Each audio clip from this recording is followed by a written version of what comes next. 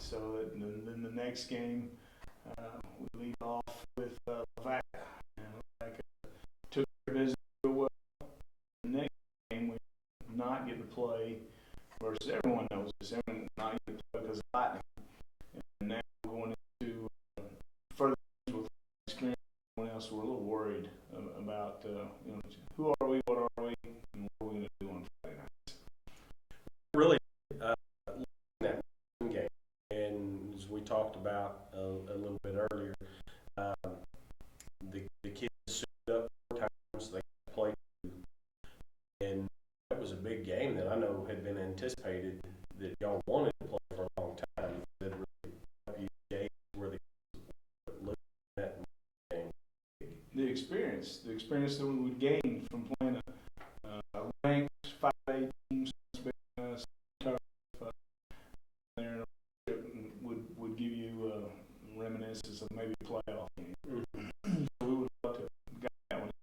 It was about 7 teams or 7 games throughout the state that got canceled that night, and there were a couple that did not make them up, and we happened to be one of them.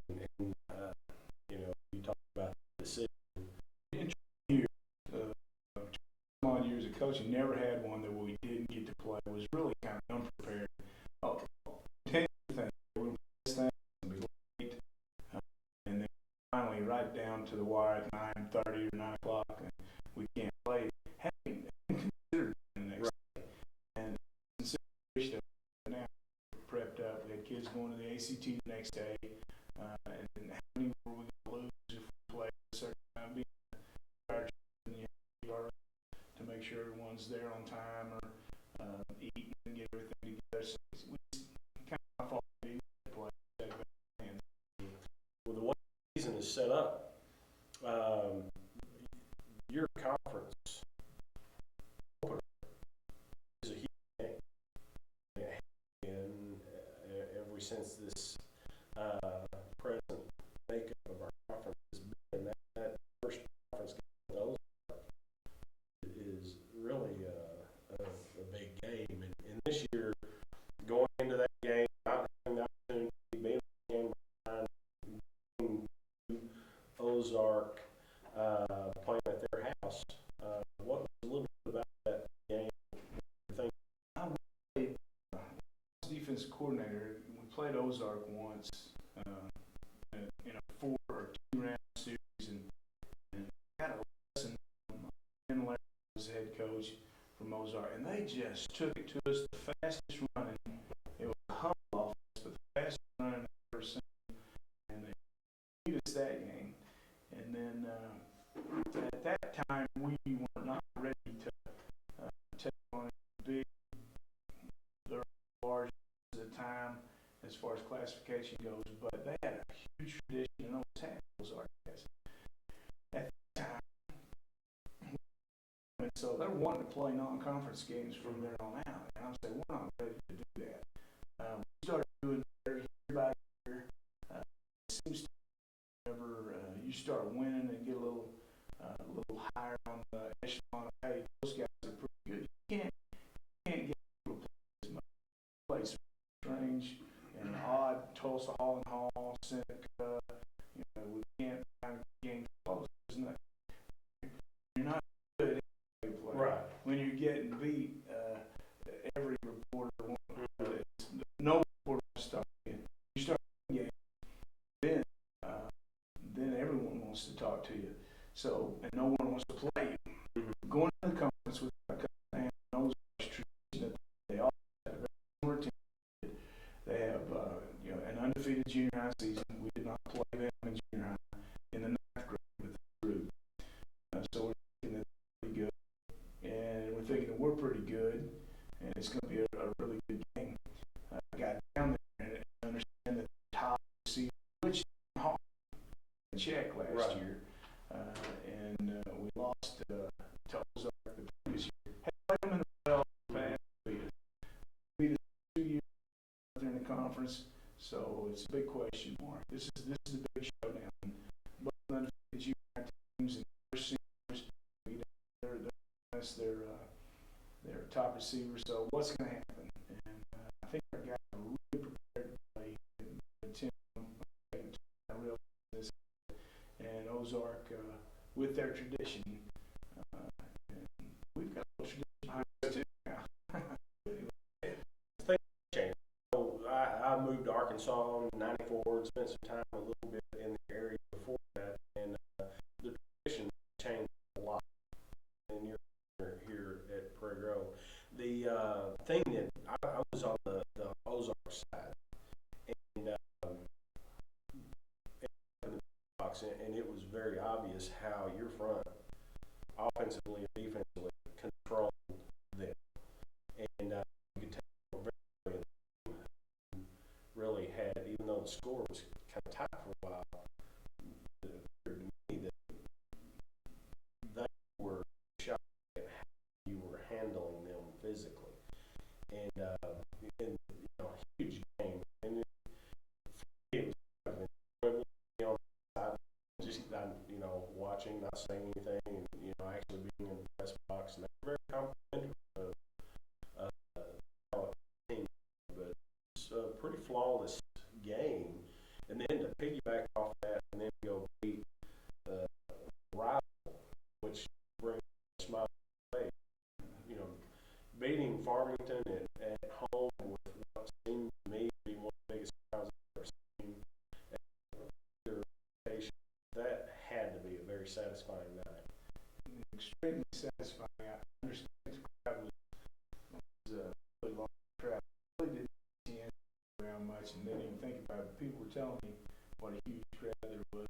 And I remember growing up and seeing people on the line the way it should be between that game. Farmington seemed to have the attitude of, I heard a couple of times, they thought it was farce. They made it to the semifinals last year. Everybody thought it was kind of farce. So they had something to prove. You know, a lot of young kids on their team.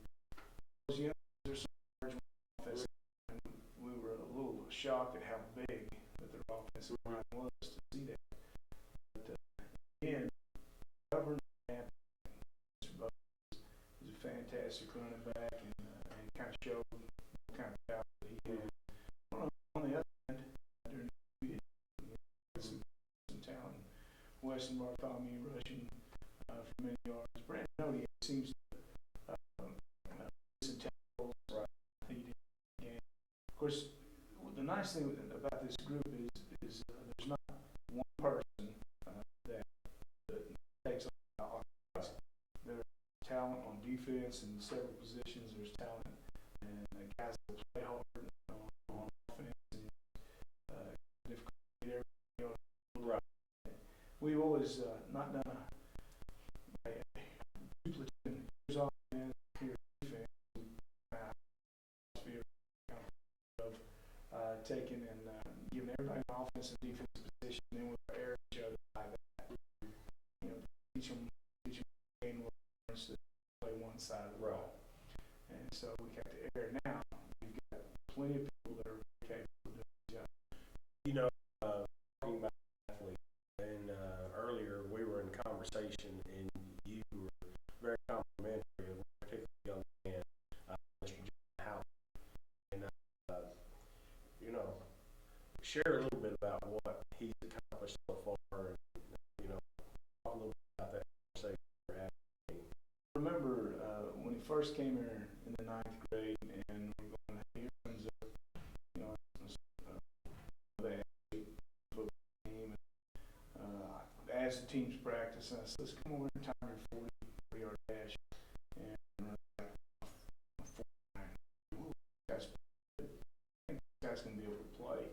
And within no time, John is returning punts, and that's what people shift in and out and make people miss, and he's scoring touchdowns off punt return.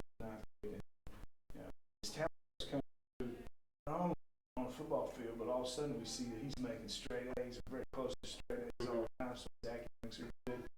And classy young man. He has several pick sixes to his credit. And one of my favorite things, he does one of the, Well, he does handle himself very well up here in high school. He's respectful man. You can tell he's one of those valuable senior leaders on the team, and he's got a nose for football, and he knows how to be in the right place, and it's kind of fun, and it's you're curious why folks keep throwing the ball toward his feet. I have to check. We got to find out this. He's not very big. You know, he's not very tall. It doesn't look like. And what we're saying, just give it, like I said, the Ozarks receiver in check 2 years ago. They had to go to a running game, and it's like everyone does. He throws knack for as soon as it comes out of the quarterback's hands, he can start adjusting his body for the ball's going. He's also, good example. For the most part, those guys, John represents our team very well, and there are other people that can do the same thing. You know, that next, talking about this week, homecoming in Berryville. Another example of the team is we played last week. Very difficult game, just because it didn't seem like the contest was real hard. With it, and right there at the very beginning, kind of control, cold night. Kids got into play, but here you are sitting now, 7th week of the season, undefeated, overall 6-0, or 5-0 actually, and with a missing game, and getting ready to go into the fourth conference game. It's really hard to believe it. We're already 2/3 of the way through regular season, and you've got two of the strongest teams behind us. That sets a stage on trying to close this out. It does set the stage. The game, the wind was a huge factor. And the wind affects a pass more than rain. Rather than a wet ball, you keep the ball dry. But the wind has an effect. It seems like for our offense that we were kind of slow, potent medicine. It just we started the game, over to all of a sudden it gets catching up on them, and then boom, wham, man, we're scoring a whole bunch all of a sudden. That's not because our defense gives we got to find everywhere. Coach Laird does a good job with this. The talent that we have, or the ability we have to front defense. We take that. P. Ridge coming up. Don't want to overlook this Berryville game tonight. Berryville is we saw last game. Berryville is 3 yards in cloud dust. They're trying to hang on the ball, probably go for 4 down. Like the game for about a quarter and a half. Put it in the end zone. Good night. Are we ever going to get this ball back? We scored about 2 plays, and so after scored, second in third. So our junior high is doing well, and Berryville's scheme is that we're going to hang the ball. We can't score if we get the ball. We're going to get the time. Well, homecoming's always a difficult advantage, and as we were talking earlier, Berryville is a difficult opponent just because if they play close, that can make their season for them, and they're kind of a dangerous animal because their program has been struggling for a while, and when you're trying to get a program out of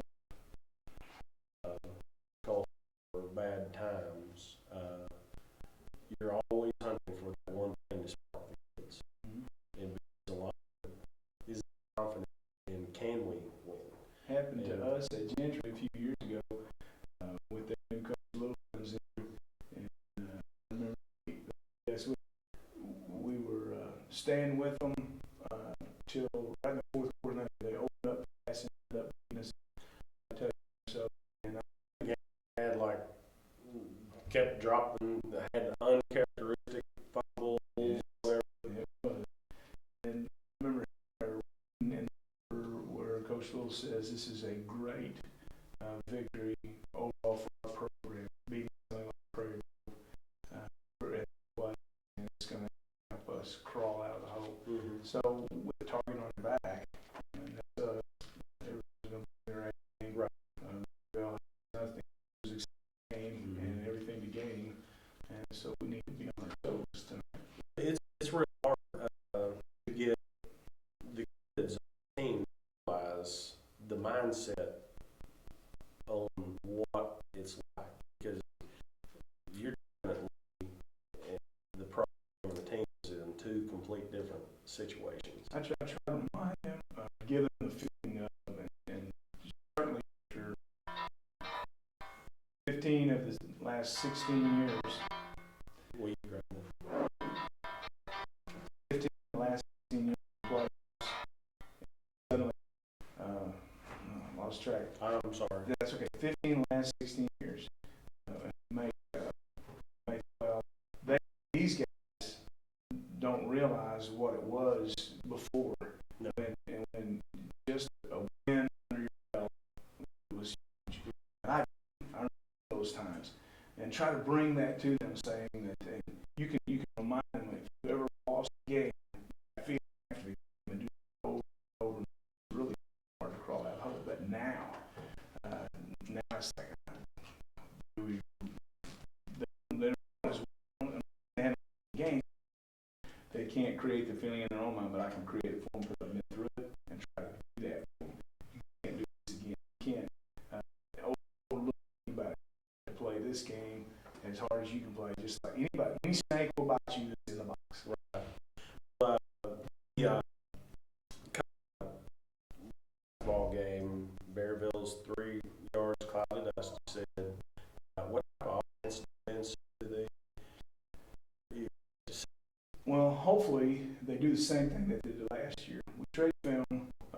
Every team that conference does trade films. Get that Saturday throughout the week. It's a continual climbing basis all the way to game time. It seems like continually watching film and trying to figure what they're doing and what they want. The nice thing about our offensive line and our offense is sometimes I know that when you watch, like, man, what they're going to run now. They're going to run that buck sweep. We're going to run the, and we are. And other teams probably say, they're going to run the buck sweep. And we are. We'll say we can run our sweep regardless of how you're lining up.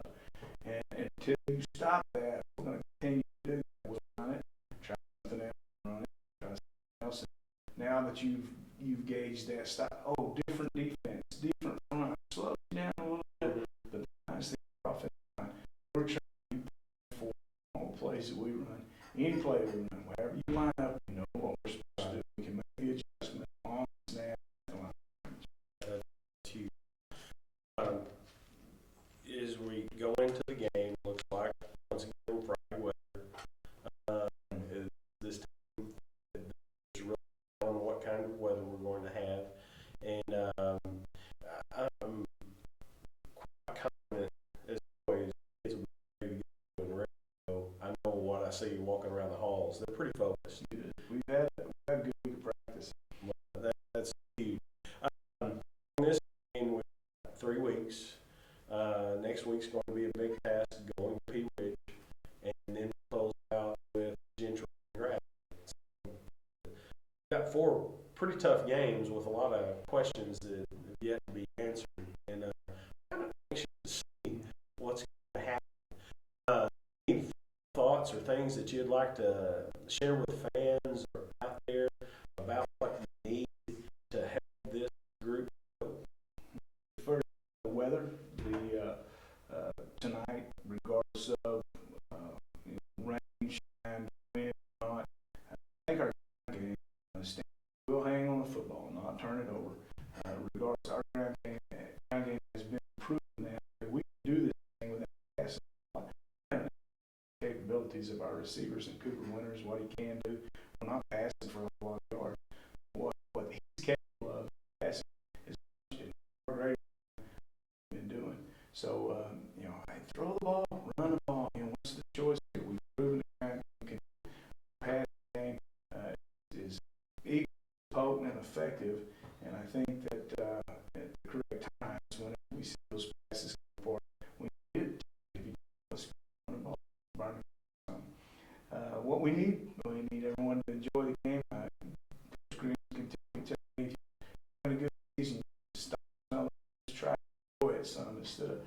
putting your nose to the grindstone. But honestly enough, that's the way it is. Nose to the grindstone, looking straight ahead, and stay focused on the next steps. And it's all of a sudden, week 7, all of a sudden it's going to go in a hurry. So everyone got to enjoy it. This is support possible. Back each other up. You know, here at homecoming, you can see how many things have in the band get better. They're worth coming out and watching. Our cheerleaders are good, winning the state last year, and we've got things on at each other. So we want to support everybody, support each other. We support Ag Right. They're doing well, and they're setting measures on what cheerleaders doing, a baseball team doing, a volleyball team. You know, everybody together support each other, and then it really becomes fun and gets better and better. Frequently, it's really special to be a Tiger, and there's that connection, team, and all of it. And you know, I'm enjoying this opportunity in our new Tiger online, our Tiger podcasting show here, and look forward, wanting to encourage folks check the Tigers online, because we want to get great coach to share with what's going on in the next few weeks, try to do a little bit more with it. Coach, I appreciate you coming out tonight.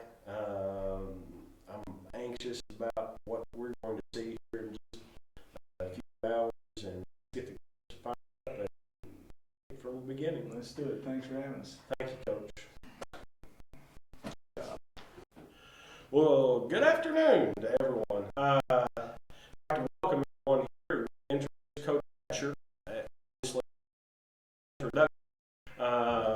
the head of the Tiger football team, and we're excited for the coaches show today and have an opportunity to talk a bit about this past season, where we are right now, entering week 7 of the season, and it's the first opportunity to really talk to Asher. Coach, tell us a little bit about what's happened so far through the season up to this point. Well, there's high expectations coming in. $1,000 richer tonight. Not a chance. I bought 2 tickets on the way in. Well, I'm sure he won. Something's got to give. Hey, who's got the camera down here? Oh, Miles? Okay.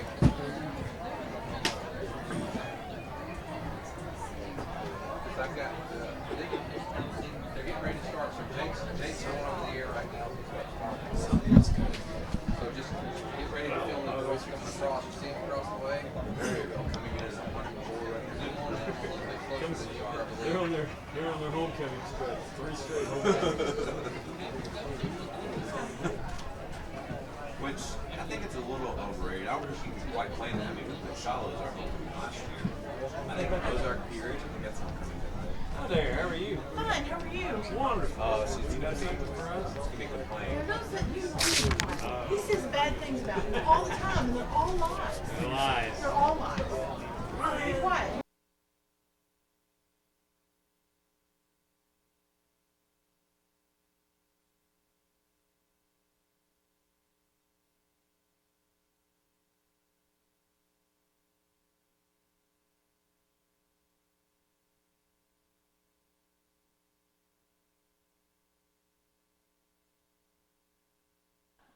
Ladies and gentlemen, welcome to Prairie Grove Tigers Stadium tonight for homecoming night between the Prairie Grove Tigers and the Berryville Bobcats. I'm Lynn Gregson, alongside of me tonight, Zach Arns. Zach, it's homecoming festivities, and just in a few moments, the PA announcer, Jake McBride, will be taking over and announcing the coronation of our homecoming queen. Zach, do you remember the good old days of homecoming yourself?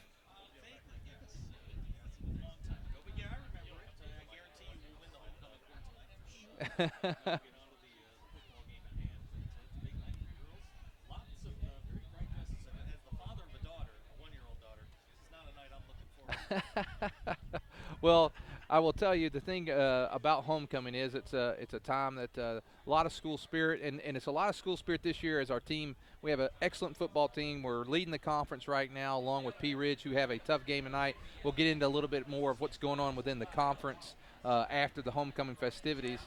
I hope those who are watching enjoyed the coaches show with Coach Danny Absher and Principal Ron Bond. That was a first try for us as far as going studio. I like it. And I do like it. So that was good. Want to recognize our crew tonight, helping us out from the East Lab. We have Dalton Strong and Ethan Sam, Alicia Finfrock, and Danny Davis with us tonight. Normally we have Cole Walker here helping us with stats, and Cole's not able to make it tonight, but we wish him well in what he's doing this evening.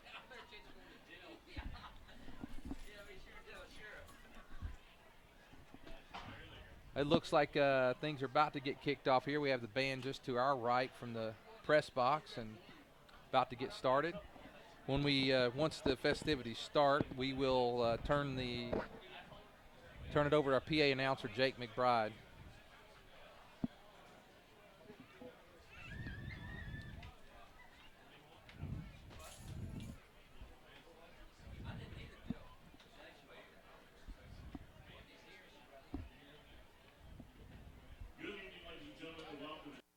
It is homecoming here. We have a couple of announcements. Grant from Blue Horizon Video will be shooting the video of tonight's events. DVDs are available for order. See Grant to pick up an order for them at the concession stand. Also, Tish from Photos by Tish is here as the official photographer. You can visit photosbytish.com to order any pictures from today.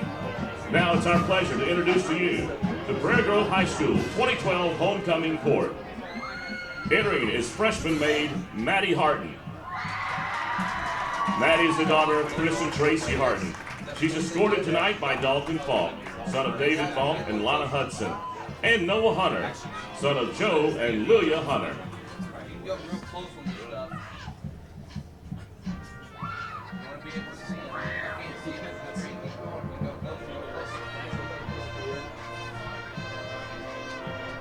Freshman maid Maddie Harton.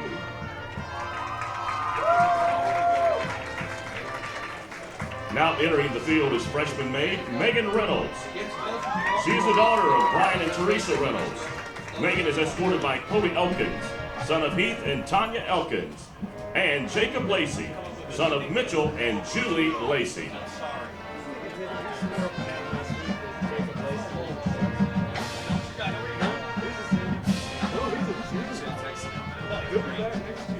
Freshman maid Megan Reynolds.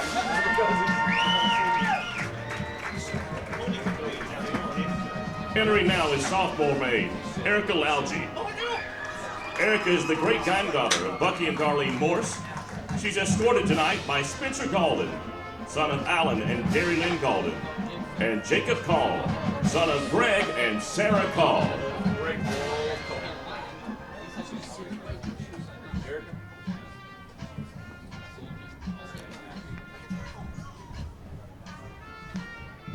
Sophomore maid Erica Lalgi. Entering now is sophomore maid Abigail Morrow. She's the daughter of Elaine and Joe Glass and Graydon Morrow. Abigail is escorted tonight by Landon Allen, son of Doug and Shandy Allen, and Colton Tico, son of John and Cindy Tico.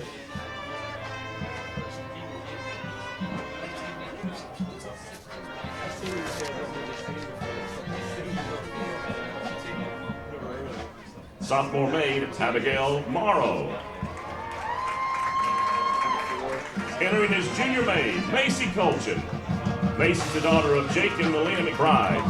She's escorted by Derek Jones, son of Nick and Selena Jones, and John Halbert, son of Steve and Alyssa Halbert.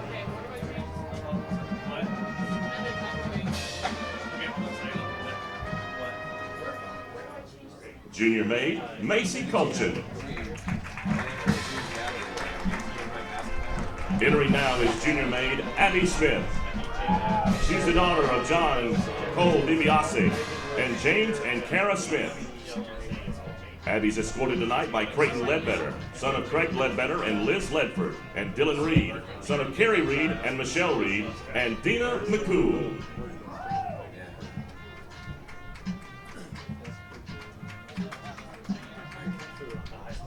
Junior maid, Abby Smith.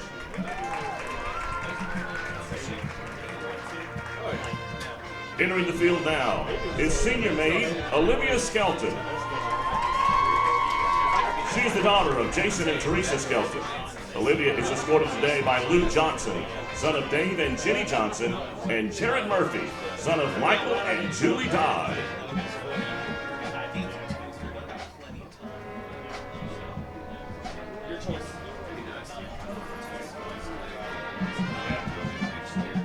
Senior maid, Olivia Skelton. Entering the field now is senior maid, Kayla Taylor. Kayla is escorted today by her twin brother, Brandon Taylor. They're the children of Cindy and Taylor and the late Tommy Burnett. And John Millman, son of Charles and Rachel Millman.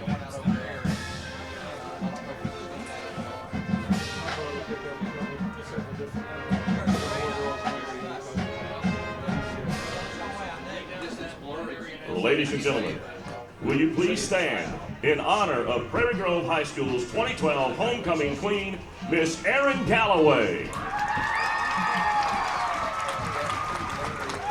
Erin is the daughter of Louie and Donna Galloway. She's escorted by the captains for tonight's game, Weston Bartholomew, son of Mitch and Mandy Bartholomew, and Lori and Adam Davis, and by Cooper Winters, son of Pete and Darla Winters.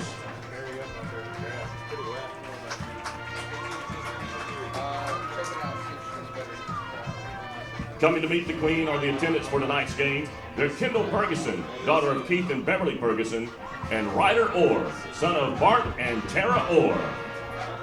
Ladies and gentlemen, Prairie Grove High School 2012 homecoming queen, Miss Erin Galloway.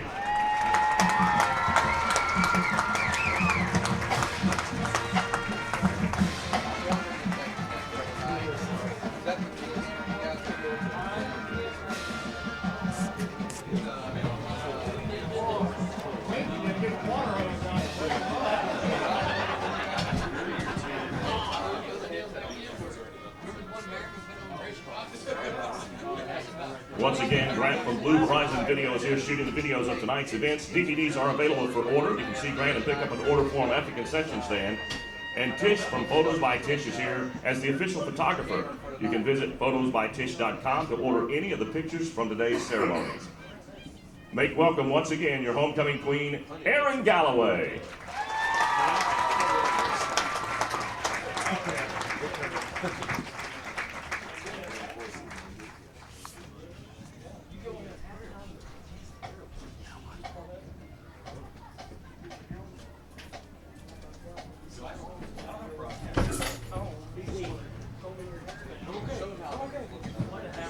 We'll now take a few minutes for some pictures for the Homecoming Court 2012.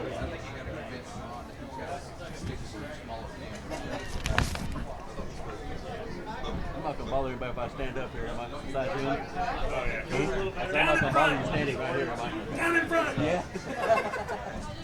We got a big stick back here. Yeah, there you go. Nah, we don't care. And ladies and gentlemen, you can now buy your all-color Prairie Grove Tiger yearbook earlier than ever before online at yearbookforever.com. On the website, you can purchase great extra options for your yearbook that aren't available anywhere else. Don't put it off. Order your copy today. yearbookforever.com.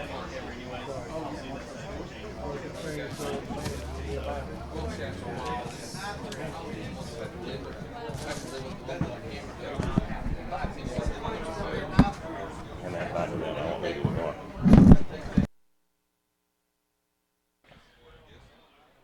Okay, ladies and gentlemen, we're back with you, and congratulations to Erin Galloway, our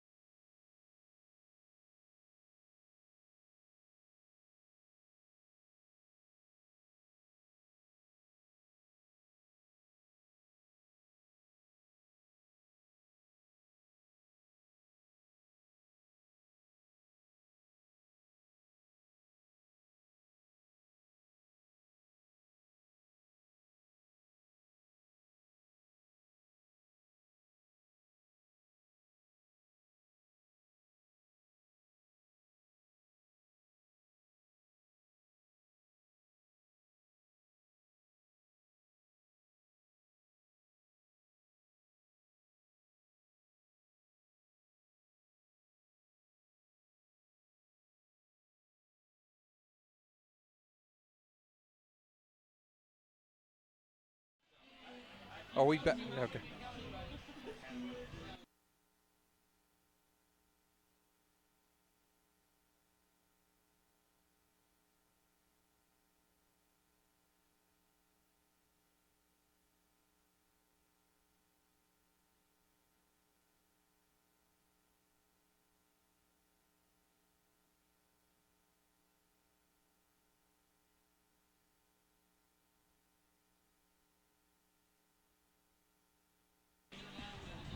Okay, we had a takeoff there. So if we repeat ourselves a little bit, because we may go back and talk some more about the conference, but we were just discussing tonight's game that Berryville comes in tonight without a conference win, had some tough going thus far with their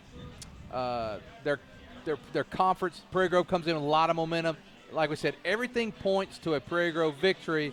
But last year we went up there with a similar situation. We had one loss, but we went up there with a similar situation, and it was a ball game. It was a ball game for 2 quarters, and then John Halbert returned an interception and kind of got Prairie Grove jump-started. But, you wonder, you got the players out here, pregame festivities, distractions, and every opponent's dangerous, and Berryville could be one of those teams. Now, I don't believe in high school point spreads, but I did see a line that said Prairie Grove was favored by 28, for whatever that's worth. If Prairie Grove plays their game, they can name their score tonight.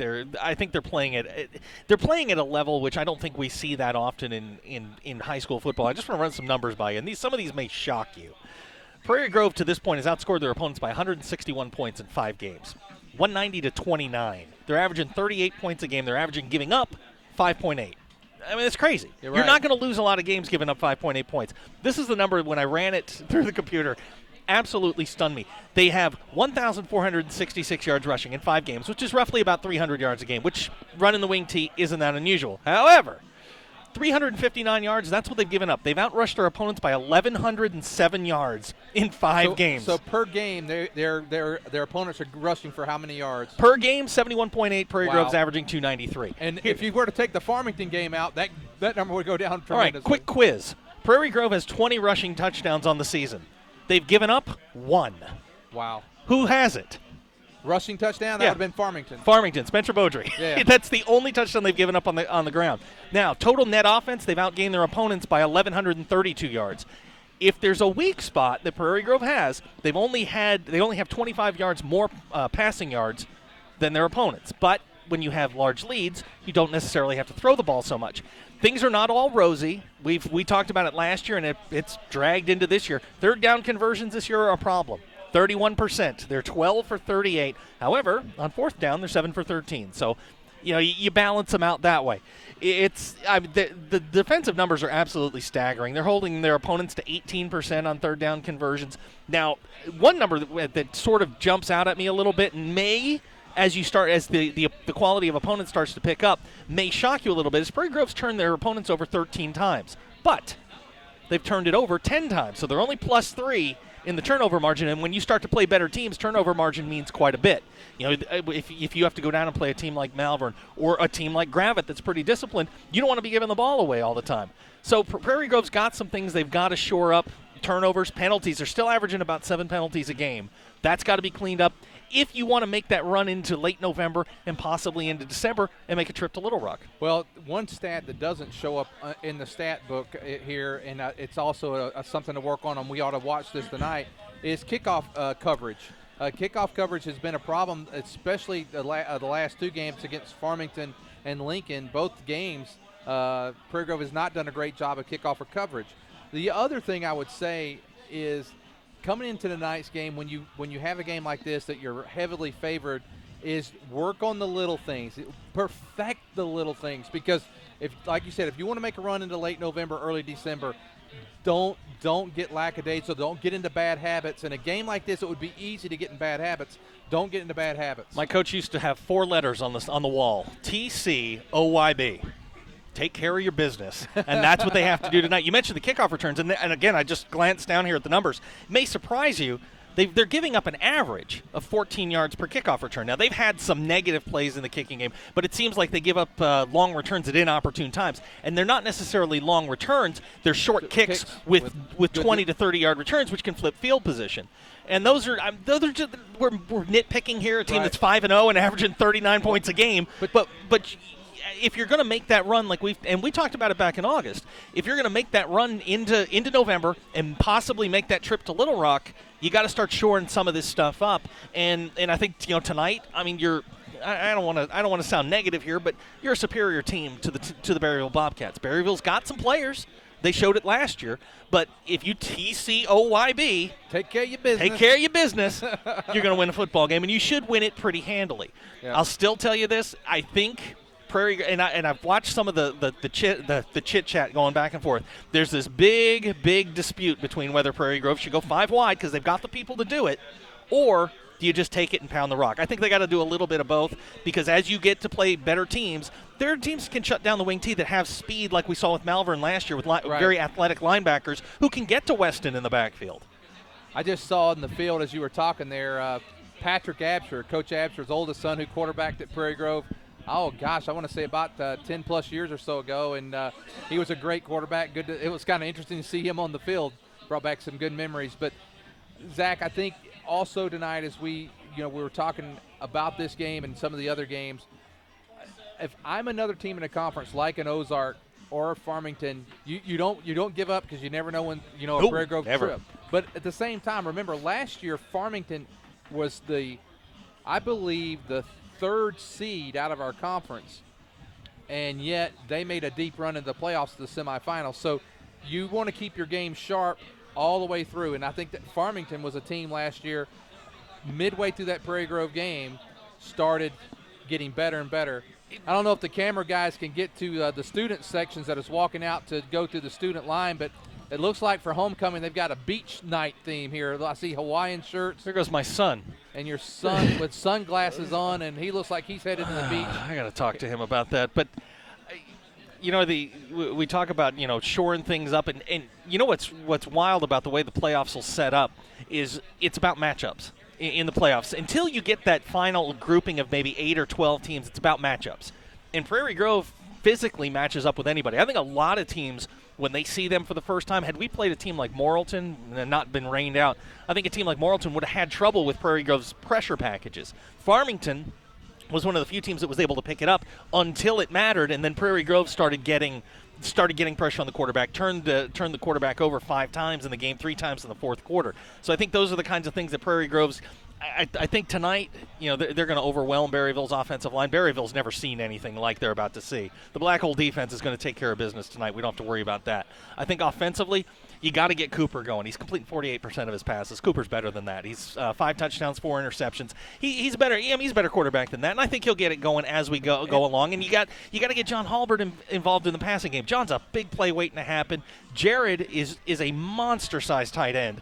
You should be able to get these guys involved tonight, especially, and work on some things. Yeah, and I think what you said earlier, though, is that when you get these big leads and your average of beating your opponents 38-5, 38-6, you don't have to pass a lot. You get that lead, and it's not like, hey, you're throwing the ball around, then it looks like you're right. Running Yeah, up the score. You're, and you want to have sportsmanship. At the same time, I think the first half is probably some time to really work on some of these things, and maybe we'll see that someday, because Prairie Grove is going, if they're going to make a long, deep run in the playoffs, they're going to have to throw the football from time to time. Yeah, they're going to have to, because teams will start loading the box. Yep. And as we've seen, teams that have athletic defensive lines and athletic linebackers can get to those sweeps, and Prairie Grove will have trouble with them. But, the things, looking back at a couple of the games we've played this year, things that have concerned me a little bit with Cooper, some decision-making, like the interception he threw last week. Cooper's a very, very, very good high school quarterback, and he needs to start to pick his game up a little bit and get this team going in the passing game, and I think he will. He's got a high this year of 162 yards passing. That was against West Fork, and since then there just hasn't been a whole lot. Well, Zach, we may go back over to the PA here for a little bit, because we're getting ready to do the national anthem, so we're going to try to go to the field for that.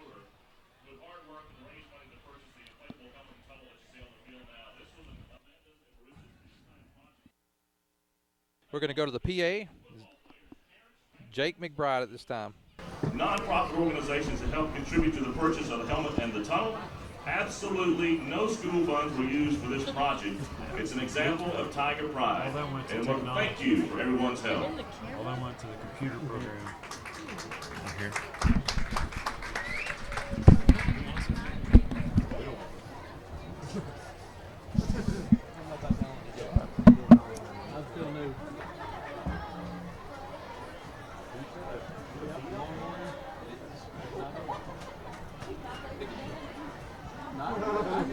down, I can whip out behind him.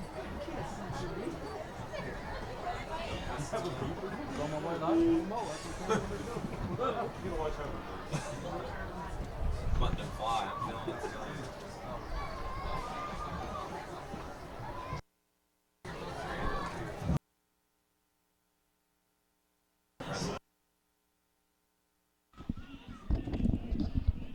Looked like we were going to start the national anthem. It looks like it's going to be put off here for a little bit. You know, our band's out there. You know, that's something else I want to compliment real quick, Zach, is not only has the football team been exceptional, our band continues to get better and better every year as well. And they get an A in my book. They're playing Ozzy Osbourne this year.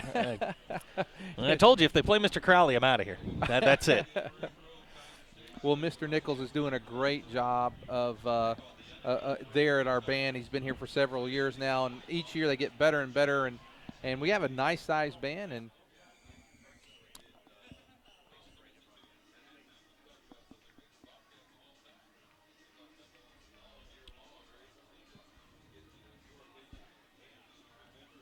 you can see down there, ladies and gentlemen, maybe watching that. We remind you to go to pgtigersonline.com, pgtigersonline.com.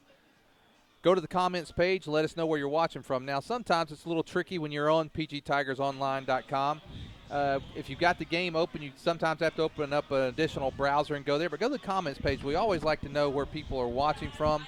I always go back after the games and see. So coming out to the field tonight, our captains for the Berryville Bobcats is number 77, Drew Howerton, 79, Trevor McCullough, 78, Edgar Camarillo, and I did not get that other number there. I believe Zach. that's number 4, if Number I'm not 4 mistaken. is Jerry. I'm going to call it Jerry 4. Show.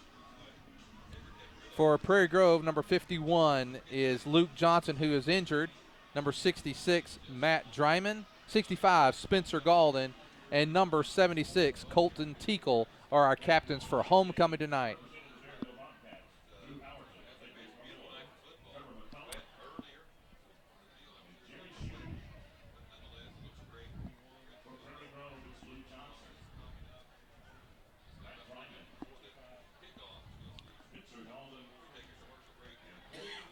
Well, we got about 3 minutes here before kickoff, so I'm pretty sure we'll get to the national anthem. We're going to try to pick that up through the mic. Feels like a big night. We've got students on the field, band on the field. We've got full press box. It's going to be fun. Another homecoming here at Prairie Grove High School. Looking forward to it. Sparse gathering on the far side from the Berryville folks. Maybe they're stuck in traffic on 540 on the way up here, but we're about ready to get started. We've got about, like Lynn said, about 3 minutes to go here, and just a couple of guys to keep your eye on right now. Weston Bartholomew's averaging about 92 yards per game. He's going to look to get that over 100 here in conference play. And as I said earlier, just keep an eye on Cooper Winters tonight. I think they're going to throw the ball around just a little bit more, get Cooper some work, get Jared some work in the pass game, and they've really got to get John Halbert involved in the pass game. He is just a big play waiting to happen. And it looks like we're about ready for the national anthem. Lynn, I'm ready. I'm ready. Oh, I'm ready. You know, it's a very windy night out tonight. We had a lot of rain today, and so if you feel that wind, we have one of the windows open here. If you feel the wind, you've got a bigger problem. You might want to find the center of your house if you're feeling the wind from here. You can see from the clock, it's got about 2 minutes to go here before kickoff. So Not sure what the holdup is here for the national anthem. Here come the Berryville Bobcats onto the field, and they come into the game 1-4 on the season. The one win coming over Green Forest early in the season. Did you purchase any golf balls they dropped earlier? That was I did not. I saw it when I was driving in, but I wasn't sure what was going on out there. If I won the money, I'm out of here, dude. And here come the Prairie Grove Tigers out on the field, undefeated. Ranked number 5 in the state, according to Hootens. Number 5 in the state by Hootens. Personally, I think they're a little low. I think if you look at the quality of teams they played and the way they've dismantled those teams, I don't see why you can't put them in the top 3. I think there's some, I'll call it Central Arkansas bias going on there. Well, they're historically they've been very strong in that part of our state, and we've been strong up here, but a lot of it has come from Shiloh and during their run a couple of years That's ago. a name we dare not say. And now, time for the national anthem.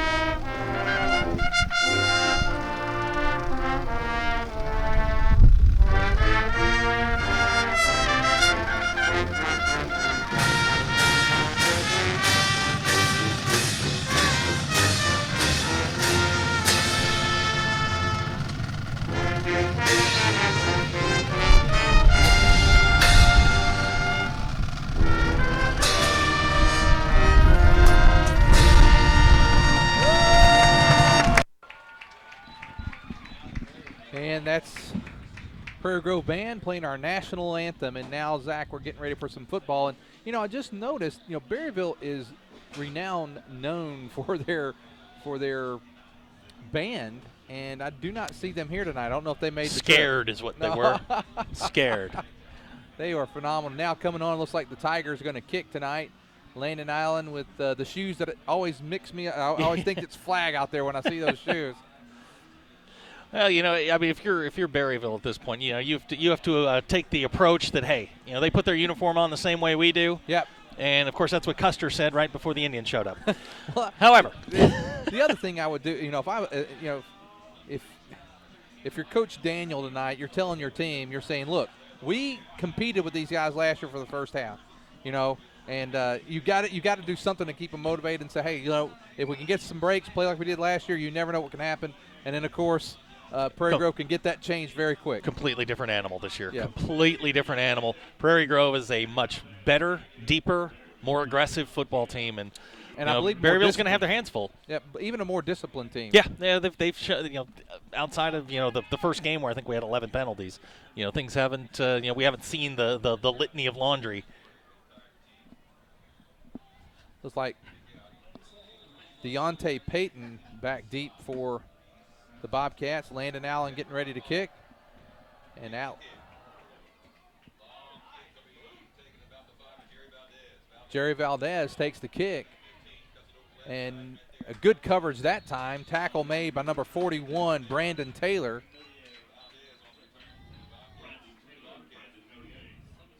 Nodier also in there on the tackle. And looks like the Bobcats going to start first down and 10 at their own 18-yard line.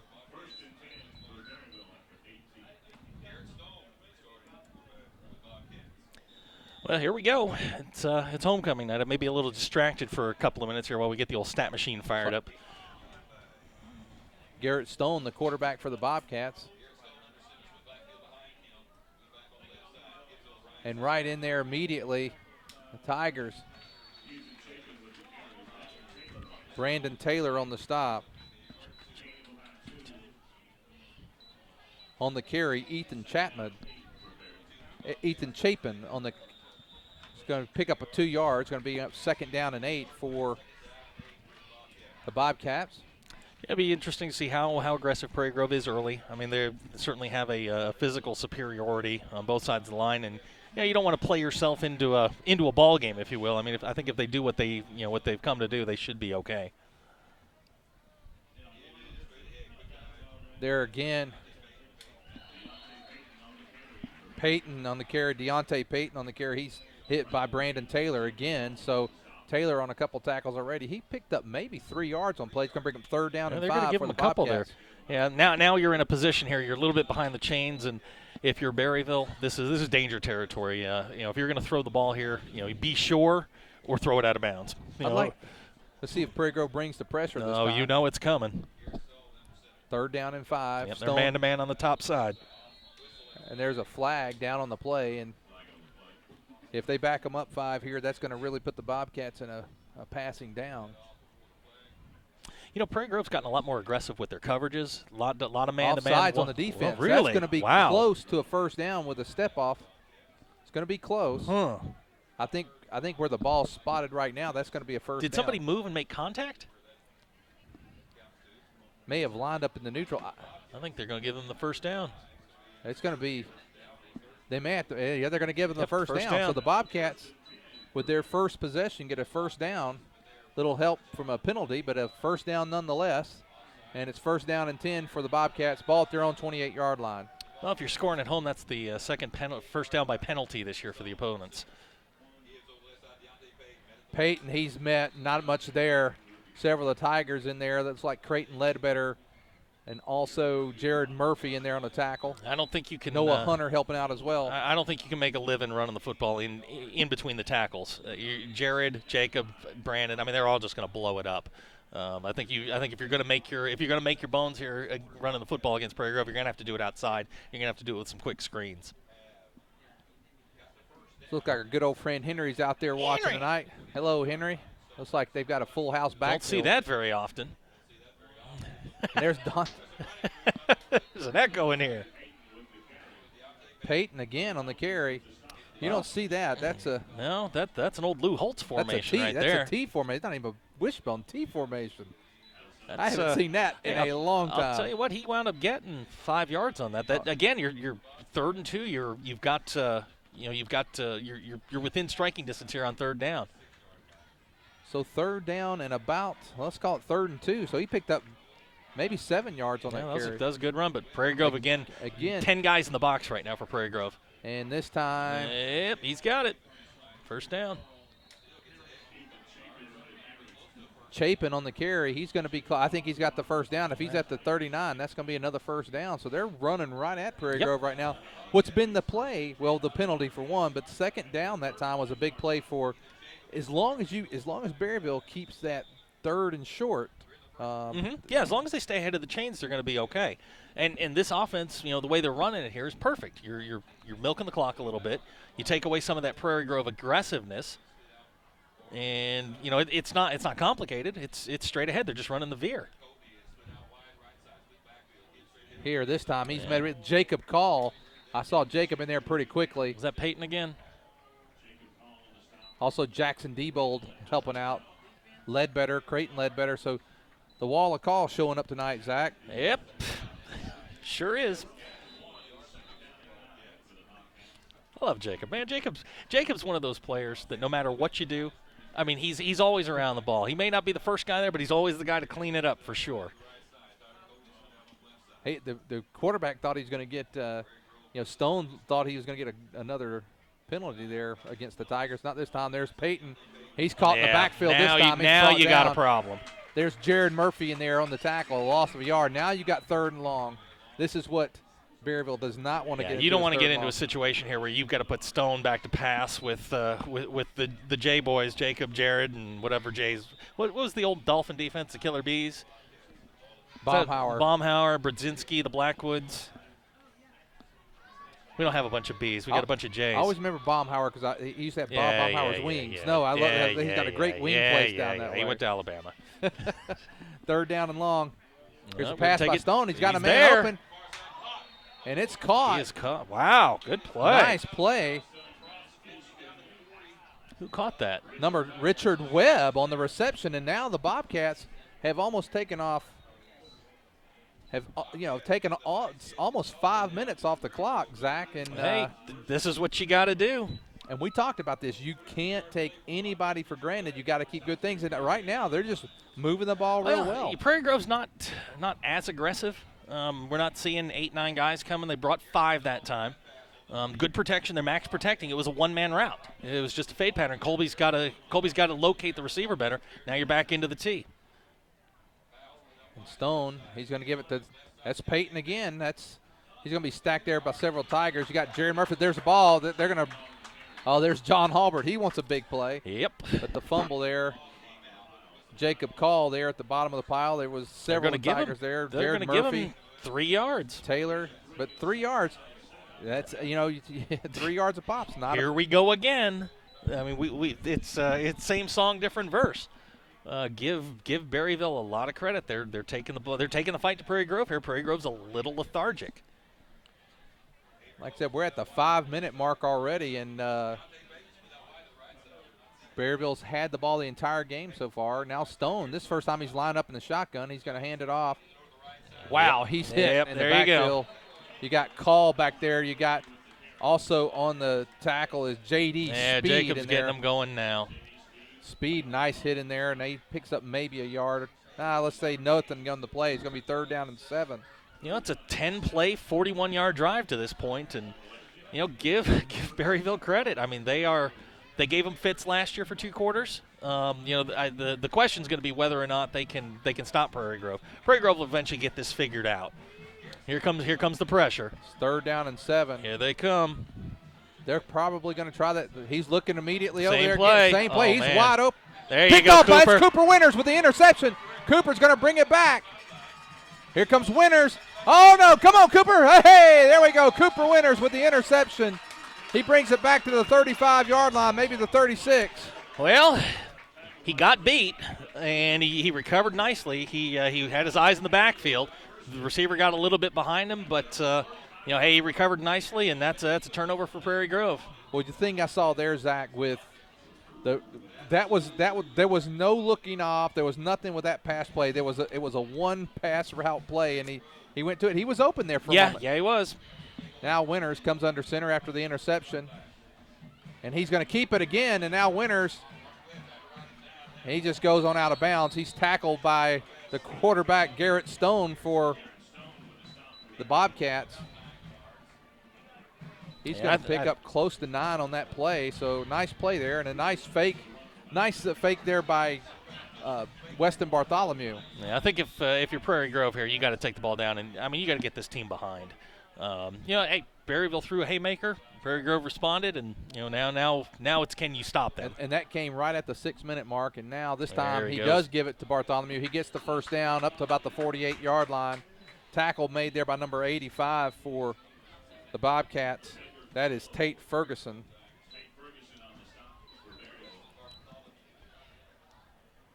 Well, you know what I say. 20 for 20 is how I like it. You keep giving the ball to Weston, give it to Logan, give it to Noah, sprinkle in a little passing, and I think we're going to have a big score tonight. Kind of like next week. And now there's Logan Bartholomew around the right side, and Logan breaks a few tackles, and he carries a couple, finally bringing it down. Blake McCullough, one of the captains tonight, he holds on to him. Yep, we got a helmet off. This looked like Logan. He's going to come off, and now into the game, Colby Elkins, also Dalton Falk coming in. So it's going to be second down and a long 2 for the Tigers. Give the ball to Deuce. Kind of reminds me of David Palmer a little bit. Yeah, kind of do everything. Kind of a do everything back. Can. And now there we go. There's no on the reverse. Wing back. Yep. Kind of the wing back counter there. He gets inside the 35, down to about the 34-yard line. See where they're going to spot. They're going to spot it right at the Berryville 35. And for Prairie Grove here, I mean, you got a team that's 1-4. If you get them down, yeah. I mean, you could potentially see them fold just because this, they've seen this movie before. For Prairie Grove, you just keep the pressure on. Make them make plays to beat you, and Prairie Grove should be fine. Tigers first down and 10, and they're now Cooper Winters back to pass, and he's going to throw deep. He's got John Halbert open. Wide open. Give Touchdown. him 6. John Halbert in the end zone. Touchdown, Prairie Grove. Good play by Cooper. We talked about him in the pregame. Good read. Took his time. Waited for Halbert to get behind the defensive back, and that's 6 points for Prairie Grove. And a big play, a nice play by Cooper, staying patient able to deliver and gave Halbert time to get behind the defender. And now Landon Allen on to try the extra point. And the Tigers strike with 4 minutes and 39 seconds to go in the first quarter. That didn't take long. Leading 6-0. Now Landon Allen with the try.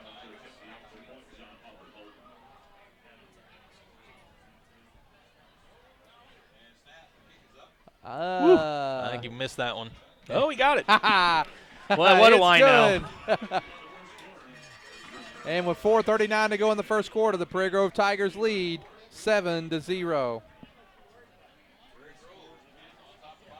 PG Telco is the proud sponsor of PGTigersOnline.com, where you can find out all the very latest of what's going on with all the sports teams right here in Prairie Grove. But PG Telco is more, a lot more. They offer phone, internet, long-distance services, and bundles, making it all affordable. And that includes DirecTV. For your home or office, staying connected to the fast-paced world is as easy as calling PG Telco. Call 846-7200. That's 846-7200. PG Telco, built on community, focused on progress. Wait.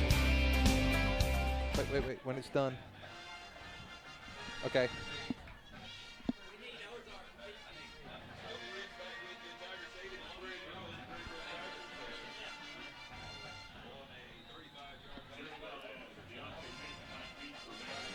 As we come back, we had a couple scores that we want to update you on.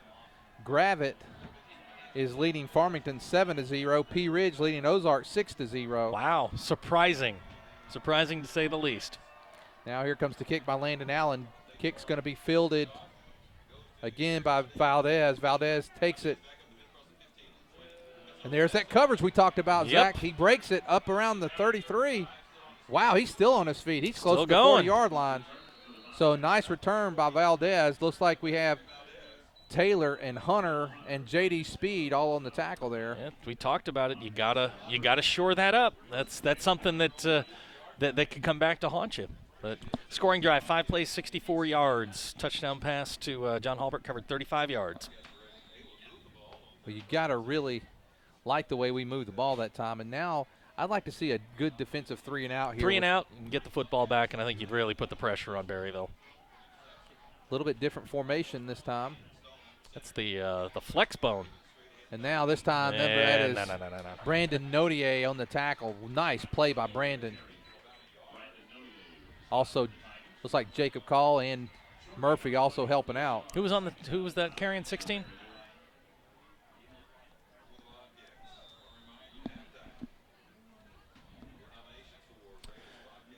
I think we're going to see Prairie Grove turn it up a little bit here. If they can get a stop here and get another score on the board, they could be off and running. Here comes that tee again. And this time they're bringing the house. And there's nothing there. No, That's Murphy. Murphy just pinned it. Well, no, that wasn't Murphy on there. That was looks like Call in there on the tackle. He's maybe shaken up this time. That's what we talked about on a game like this tonight. You don't want injuries. Yeah, he came through. He came through the B gap there, and I think he may have gotten just rolled up on.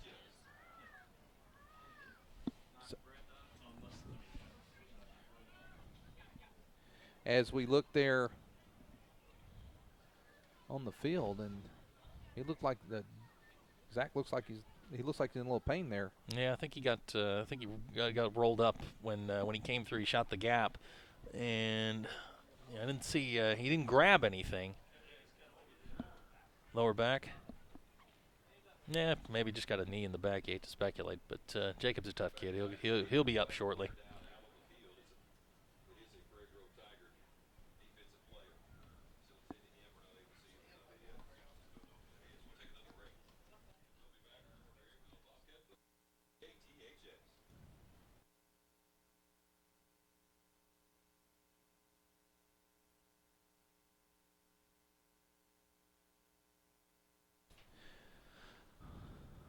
Zach, I hope that's not serious.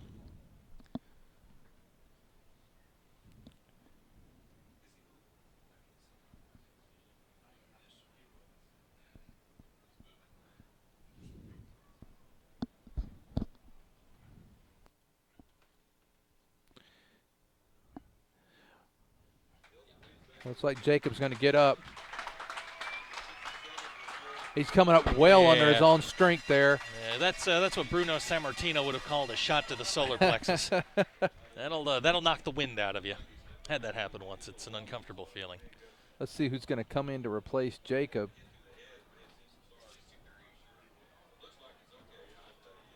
Yeah, Jacob will be all right. He'll be back shortly.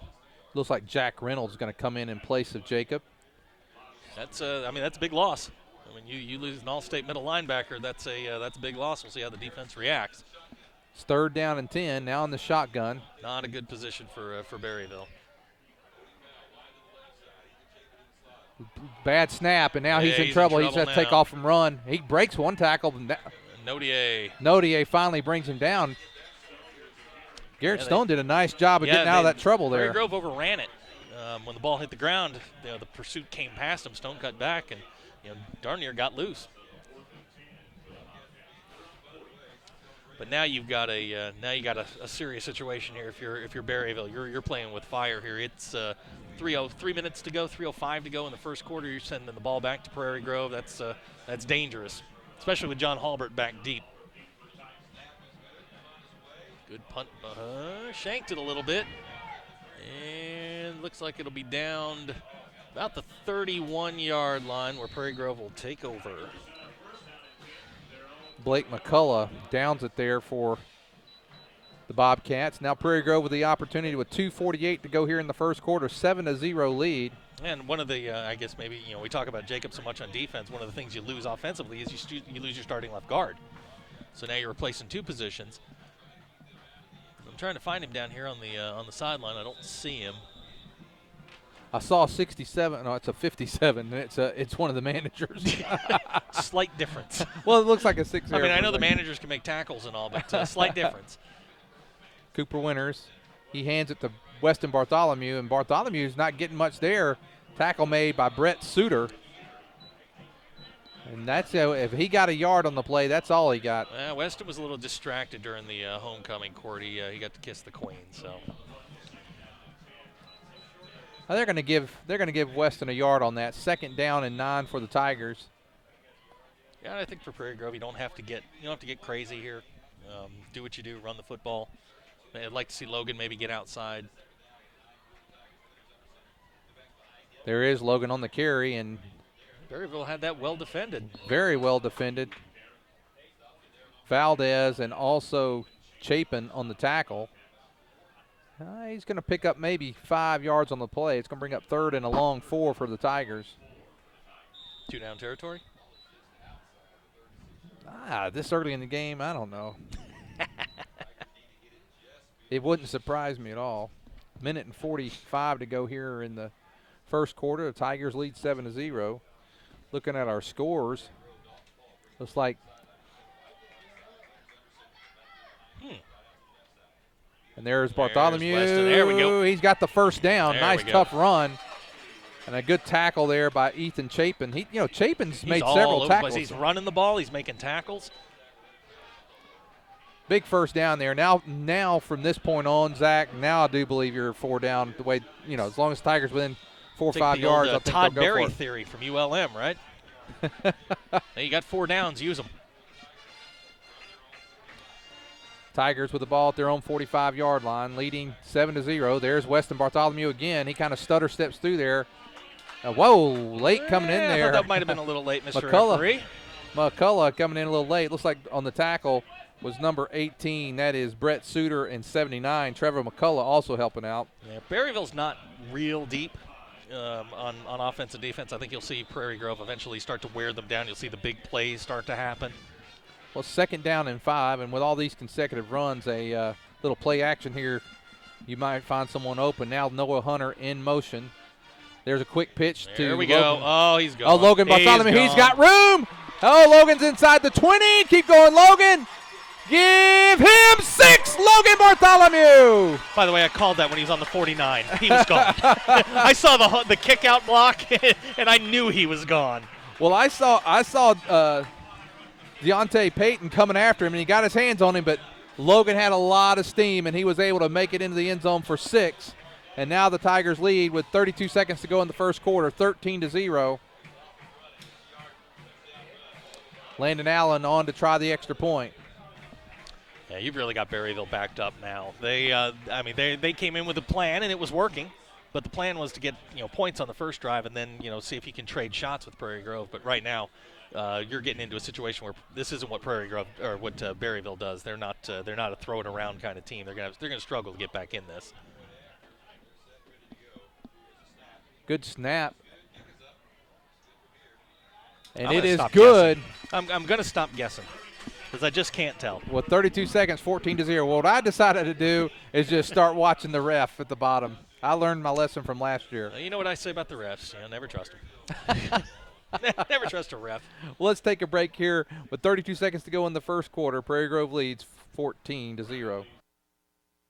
PG Telco is the proud sponsor of PGTigersOnline.com, where you can find out all the very latest of what's going on with all the sports teams right here in Prairie Grove. But PG Telco is more, a lot more. They offer phone, internet, long-distance services, and bundles, making it all affordable. And that includes DirecTV. For your home or office, staying connected to the fast-paced world is as easy as calling PG Telco. Call 846-7200. That's 846-7200. PG Telco, built on community, focused on progress.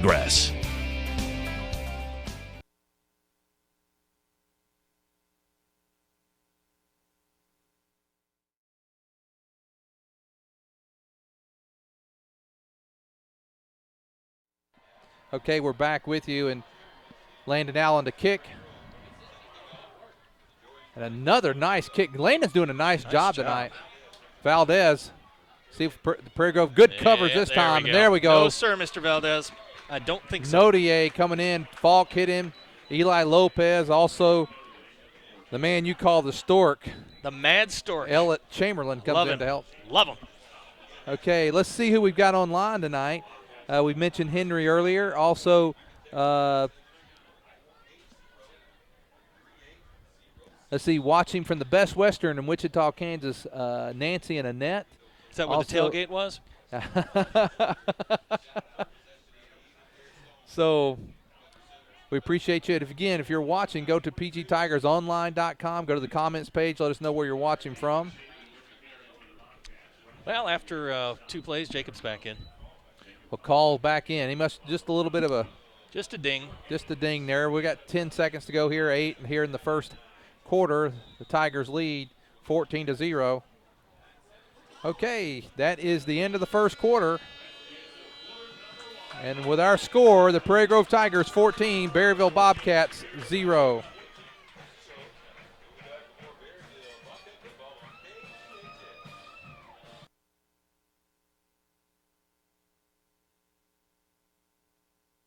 PG Telco is the proud sponsor of PGTigersOnline.com, where you can find out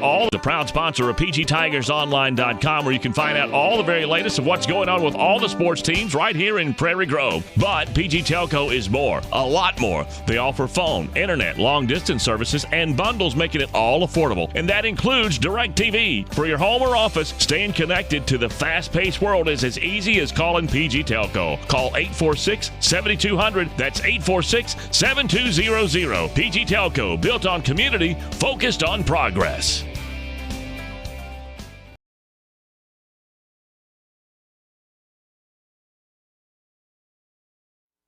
Okay, we're back with you. Zach, you said you had some first quarter stats. Yeah, just a couple for of us. numbers to take a look at.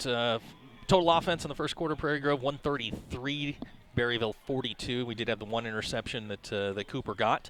And, numbers that kind of stick out just a little bit. Is the plays in the first quarter.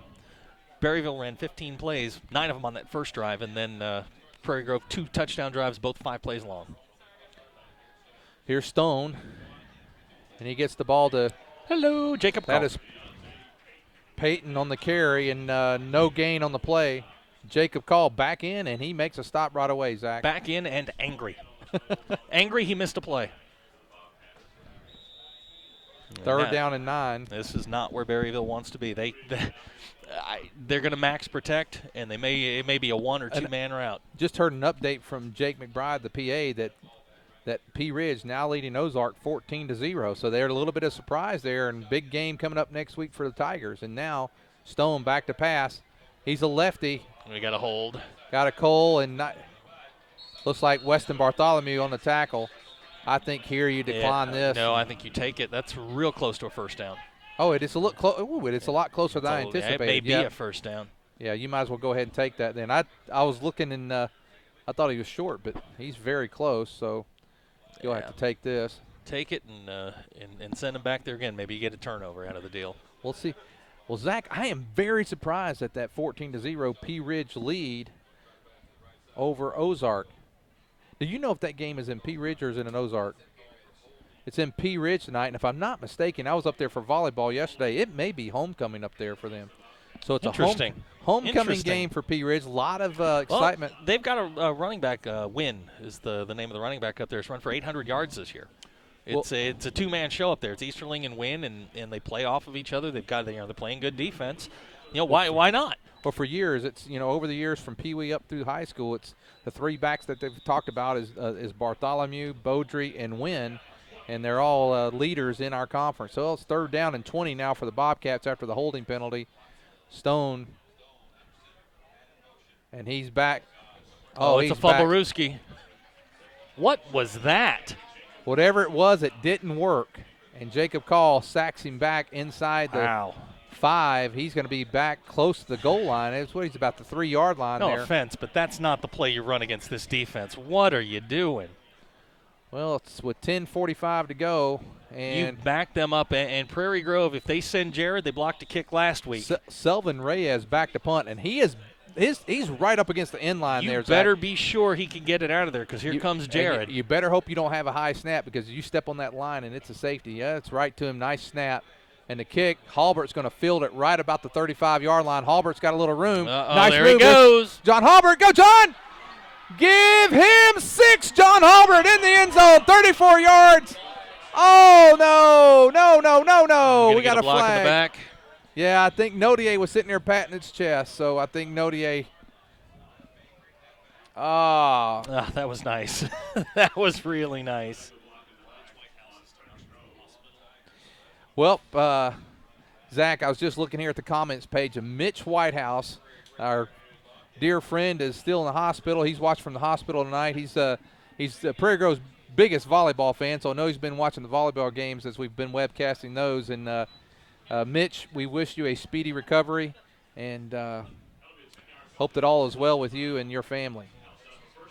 Well, the penalty is going to bring the ball back to the Bobcat 29-yard line. Oh, that was nice. Oh, you just hate to see that. Well, McCullough came after him. He did a little juke on McCullough, and he was gone. And I think the actual penalty happened after he was past it. That you got to kind of know where your guy is. The Tigers in I formation. That's J.D. Speed, and their speed. Straight ahead. He's going to be close to the 20-yard line. Pick up of probably about 8 yards on the carry. McCullough on the stop. Let's see where they're going to spot that. Yeah, they're going to mark him at the 22, so that's going to be 2nd down and 3, a 7-yard pickup for J.D. Speed. Now with 4 wide, got Bartholomew as the single back. Winters in the shotgun. Ledbetter the center. He gets it back to there in the end zone. Whoa, he overthrows Jared Murphy.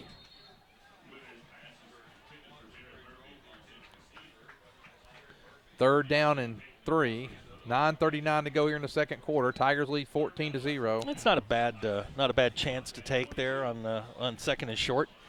Jared's 6'3". He towers over everybody in the secondary, but you put it on the 21. Even as somebody, Mike Mayock tells me all the time, when the tight end's covered, he's still open. And there's Weston Bartholomew, and Bartholomew, he's going to get the first down. He's going to get close to the 15-yard line. Several of the Bobcats in there on the tackle. Led by Chapin again. Now he seems everywhere. to be there every single time. So 9:33 to go here in the first half. The Tigers lead 14-0. Ball now at the 15-yard line. And they're lining up again. This time 2 split to the right. And a quick pass out to Weston Bartholomew. Overthrown. Cooper's just slightly overthrown a little bit tonight. And like we talked about earlier in a game like this that you're expected to win, now you got to lead. You need to work on this passing game a little bit. get ready for that potentially. Yeah, you're going to see deep some. run. You're going to see some talented teams down the line here, and you got to get your passing game going because you can't run it 60 times against some of the better teams in the state.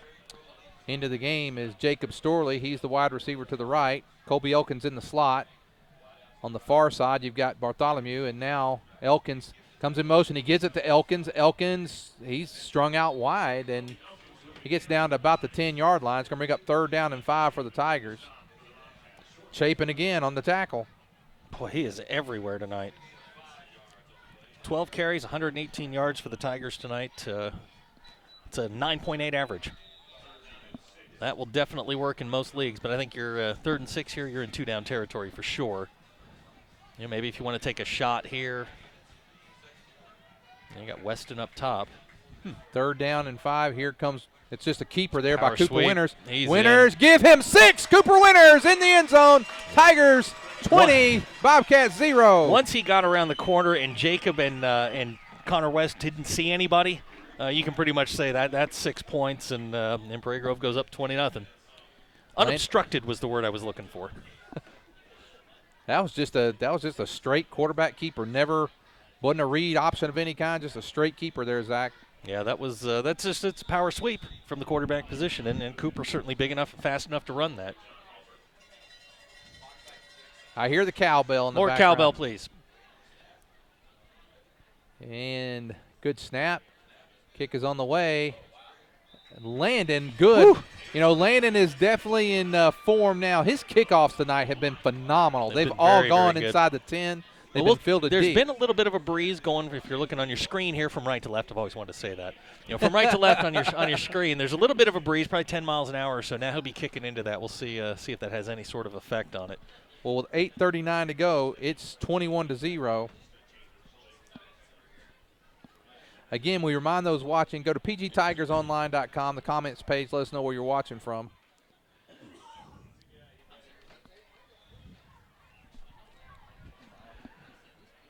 Prairie Grove to this point, 16 plays on offense, 163 yards total offense. Berryville, 17 plays, 34 yards on offense. We're starting to see the numbers drop a little bit like we have. Prairie Grove on the year just giving up 2.7 yards per play. They're actually under that tonight, giving up 5 points a game, and certainly under that number. Be interesting to see what they do the rest of the night here. Do we see some of the younger guys play? The game's certainly in hand at this point. 21-0, Tigers lead. And this year we didn't, there was about the half of the first quarter went by with that first drive, and a low kick. Good kick. Still Good goes kick. inside the 10, and now Peyton, and now hit there. He still gets a pretty decent return up to about the 20-yard line, considering he was bobbling around there around the 10. 8:32, Sugg on the tackle. Dalton Falk also helping out. So 8:32 to go here in the first half. Tigers lead 21-0. And Zach, I think here, we're talking about additional players, and not that we're there or anything, but we're starting to think about potentially a mercy rule at 35. Oh, you just jinxed it, didn't you? Let's get there, then we can talk about it. Well, what I was going to say is you still want to work on the fundamentals in this kind of situation, and I think it may be an opportunity if we can keep this up to get some other players in. And now – oh, no. Oh, there's – I mean, we saw Storley coming from the start. Jacob had a bead on that one, and, man, he was just one step short. He definitely could have run here to Westville with that one. There was no one there. Since that first pass, Prairie Grove's kind of locked them down there on the outside. They're not sending a lot of guys out into the routes. They're max protecting, keeping as many guys back to keep the pressure off of Stone, and it's still not working. Their most effective formation has been this T formation, but down by 21 points, you can't run that much. And now Peyton on the carry, but several of the Tigers in there on the tackle. You got Jacob Call, you got Noah Hunter, Jared Murphy all in there. You got Nodier, Elkins, everyone in there. They wound up getting about 3 yards. You're right. I mean, that's been their most effective formation. You just can't. When you're down 21 points, you can't do that. No. If your goal is to get back into the game, you can't do that. Now we're looking at 3rd down and 7 for the Bobcats. Ball at their own 25-yard line. Here comes Noah Hunter. Oh, that was goodbye. Oh, there's John Halbert. Go ahead. I'm going to say it. Give him 6, and the Halbert takes it all the way to the house. And now, with 7:35 to go, the Tigers stretch it 27-0.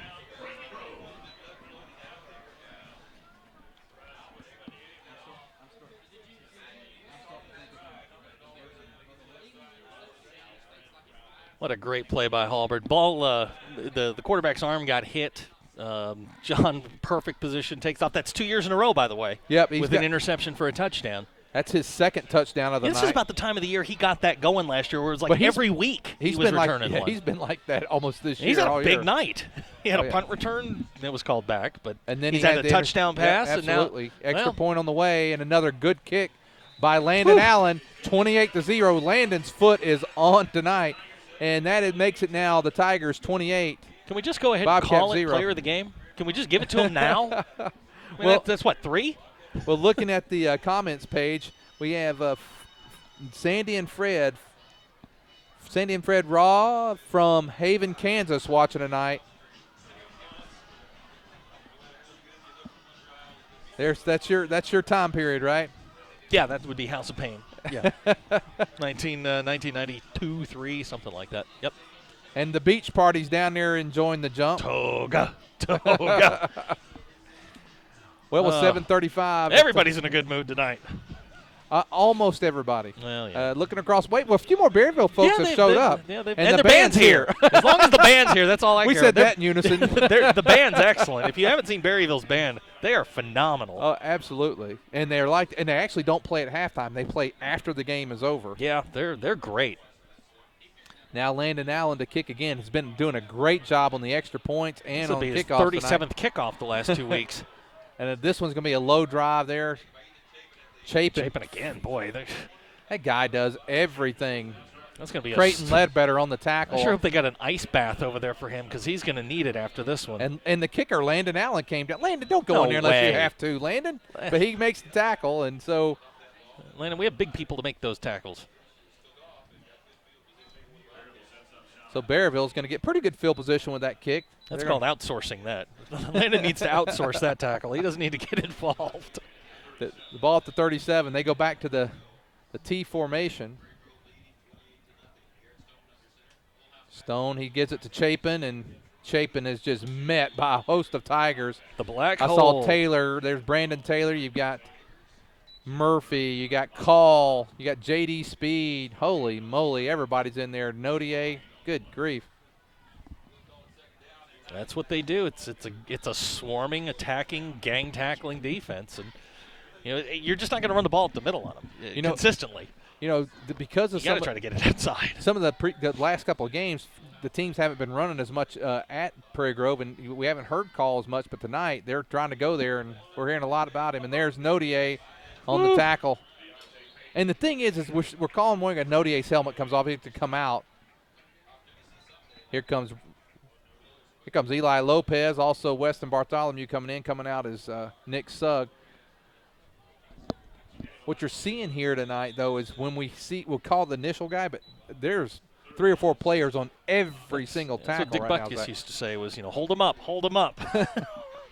That's what they're looking for, is the knockout. Speaking of that era, Alex Karras passed away this week. Mongo. From Blazing Saddles. Mongo. Here comes, call. Are they going to call the timeout? Yeah, they called the timeout. There's Jay. I would too. Well, let's take this timeout with them. With 6 minutes and 9 seconds to go, our score, the Prairie Grove Tigers 28, Berryville Bobcats 0.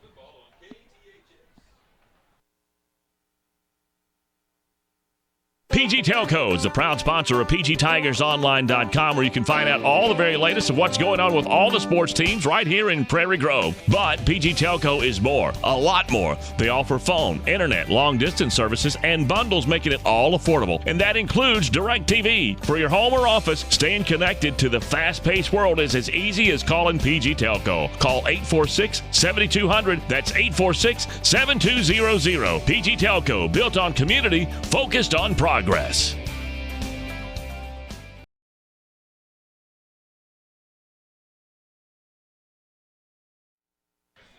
Okay, back with you. 6:09 to go here in the first half. Tigers leading 28-0. There's always that moment where you wonder, oh gosh, is the microphone on? You don't want to hear us singing the Quad City DJs for sure. All right, here we go. Here comes call. And now it's thrown up. No. Oh, they're going to throw a flag. Yeah, they are. Yeah. Oh, Colby, turn around. If he turned around, if he turns around, he intercepts the ball. Here comes Coach Laird down there to tell him. He's telling him, turn around, turn around. Pass interference. Yep. That's going to move the ball into Tiger territory with 6:04 to go here in the first half. The Bobcats are going to get a. It's really, I mean, it's the question is, did he catch the ball in bounds? No. The ball hit Colby in the back. Oh, I thought, okay. No, if Colby turned around. He turned around, he had 6. He's running to Westville. But, at this point, I mean, that's all that Berryville's been able to do is, run that little sideline fade. And, they've got to – you're not going to make a living doing that. Well, they got the ball at the Prairie Grove 45-yard line, 6:04 to go. Maybe after this play, I want to see if we can get an update on some of those scores in the conference. Here they come. And there's Chapin. Chapin breaks the tackle. Nice, hard run by Chapin. Taylor and Brandon Taylor, Noah Hunter on the tackle, but nice run. He broke a couple tackles there right off the line of scrimmage. Miles, you have anything on scores there? 6 carries for Chapin here in the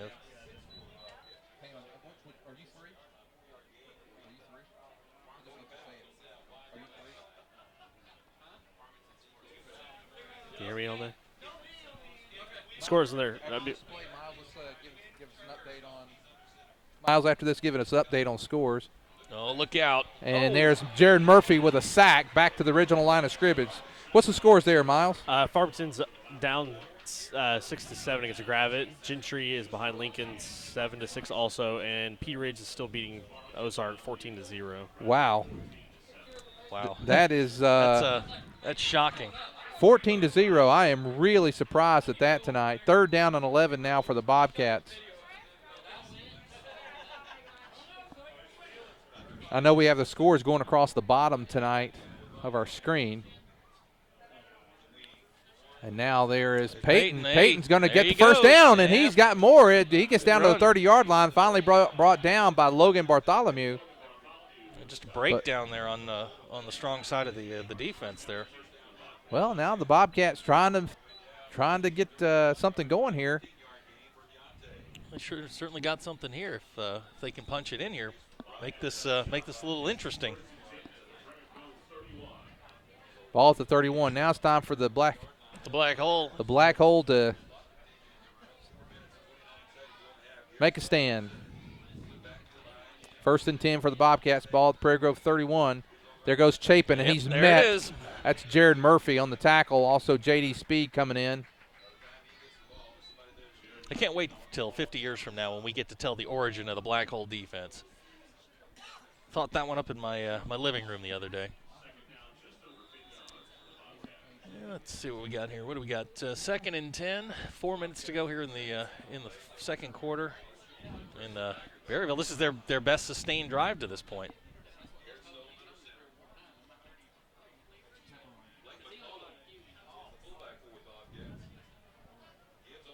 There's Peyton again. Not much happening there.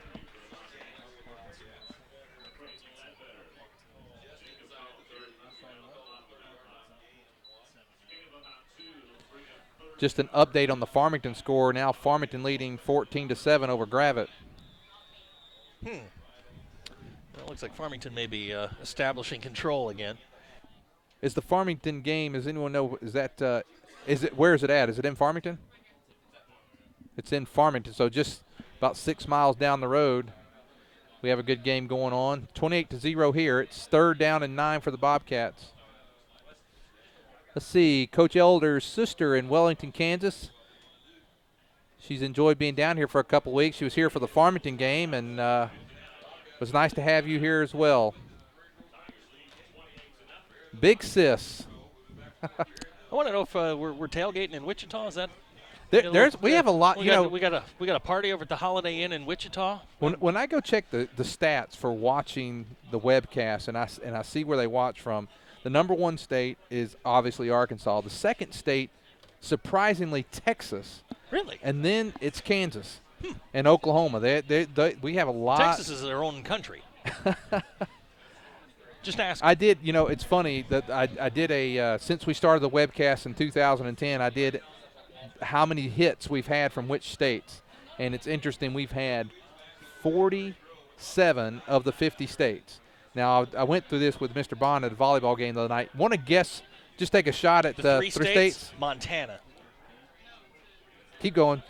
North Dakota. Okay. And South Dakota. Believe it or not, it's Wyoming, Rhode Island, and Maine. Really? Yeah, we've had viewers in Montana. We've had viewers in Montana, North Dakota, and South Dakota. It must be cold up there on a Friday night. 3rd down and 9 now for the Bobcats, and they've had a couple 3rd down conversions this drive, Zach. One on a penalty, but now here they come, and there's Peyton again. He's loose. And nice tackle. Storley and Elkins on the stop. He's going to get it down to the 25, so that's going to bring up 4th down, and they're definitely in 4-down territory here. Absolutely. I don't even think it's a discussion. I think you've got to go for it here, and if you're Prairie Grove, hey, it's time to tighten up here. There's a young man up here. I think he's looking for money. Oh, there he is. 4th down and 4 for the Bobcats. Ball at the Prairie Grove 25. 2:21 to go here in the first half. He's trying to draw them off sides with a little bit of a change up in the count. And now a timeout's going to be called by the Bobcats. So that's their final timeout, Zach. It's kids, man. Kids. Hey.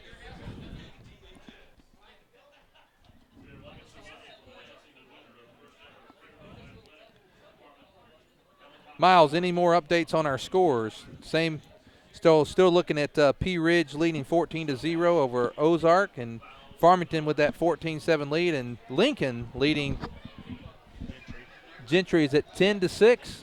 Yes. Wow, 10-6, and Lincoln trying to make something happen there, Zach, for themselves. So they're going to try a field goal. This is okay. This is Selvin Reyes. It'll be a 42-yard kick. Safe.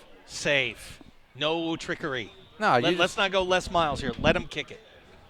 And Reyes, he must be a good kicker. It's a 42-yard try. Good snap. Kick is on the way. It's a good kick. It's going to be a little short. It's short.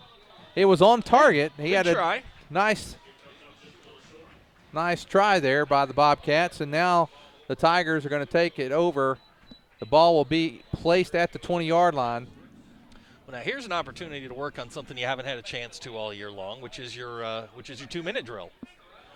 Well, Zach, this is like the old college rules. Whenever you remember back in those days, wherever you kicked it, you always got it to 20. That's the way the high school still is today. They'll take over 1st down and 10 at the 20. And that's when you used to see those long kicks by like Russell Erxleben and Tony Franklin back in the day. You'd see those. And the kicking Zendejas. Now here come the Tigers, and that's Weston Bartholomew, but he's going to be – I'm sorry, that's Logan Bartholomew that time. A little bit of a veer action there. Boy, you're really dating yourself with Russell Erxleben. Hey, 1977 Texas kicker, I believe. Yeah, I think you're right. Steve Little was kicking at Arkansas at the time, and and Tony Franklin at A&M. They all if you'd gone Gus the Kicking Mule and yelled Oich, I was out of here. There are very few people in the box here that would know Gus the Kicking Mule. Remember, you snap the ball, you pulled it, you yell Oich, and he kicks. Now here we go, and there's Logan again. Logan, now the Tigers are going to call a timeout. Nick. 127. Nick Sugg on the carry. 7 yards, a good run. And Sugg gets the ball up. A little surprised with 2 minutes to go that they're not maybe pressing the issue a little bit. I think you're going to see it right here, and because if we could get one more score here, we get to the mercy rule for the second half. Well, you're all about that tonight, aren't you? I am about that tonight. I like the mercy rule.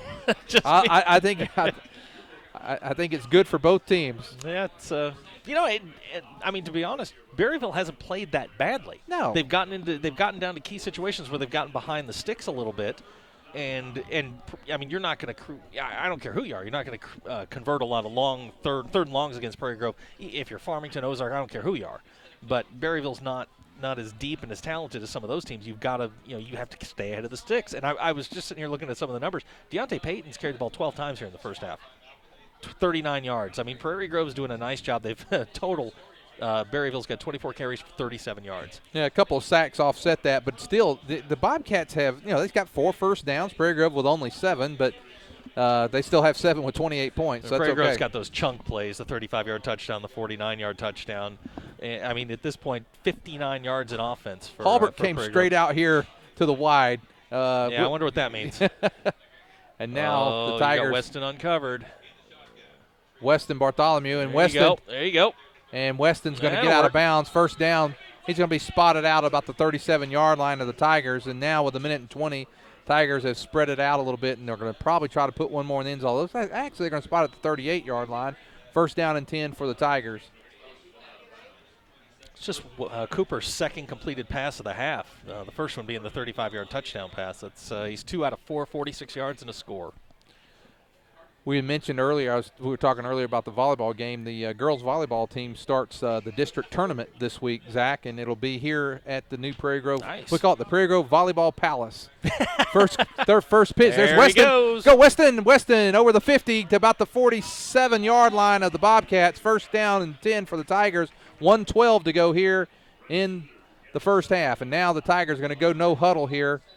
This is something you ought to work on, too. Just these are things that you work on in a game like this, trying to make sure and get ready for a later opportunity in the year. It's something you show them on film, something they haven't seen before. And you certainly got the people to do it, for sure. And now there's Weston Bartholomew He's got again. a big Go hole. Weston. Hey, there he goes down to about the 35-yard line. Down to the 35-yard line. It's a 12-yard gain. Okay. We got a minute and 3 seconds. We have 3 When do you timeouts take left. the shot? Actually, we have 2 timeouts left. I think Nick out wide. And now Winters, he fakes the Oh, handoff. He's Halbert's got Halbert open. wide open in the end zone. Come on, Halbert. Touchdown, give him 6, Prairie Grove. He is absolute money. His third touchdown. He gets behind there. It's 34-0. And the Tigers stretch the lead. Oh, Zach, I love it. I love it. He is just money. He is absolute money. And forget the player of the game. He's a player of the game. Can we let's get that out Well, of the way he's got now. 3 touchdowns and 1 Should call have back. 4. Well, the thing with that play, you ran that play to Weston 2 or 3 times, so then they kind of cheat up a little bit when they fake it to him. And now, if Landon can hit this, we'll have 24 minutes to go because they'll do the mercy rule here. Here's the extra point. A little bit low on the snap. Kick is on the way, and the way Landon is kicking tonight, it's good. By the way, that's 17 in a row that Wow. Landon's connected on. I'd have to go back he's and getting- look, but he's getting- I can't remember the last one he missed. Well, it's been a nice little run for Prairie Grove, 35-0.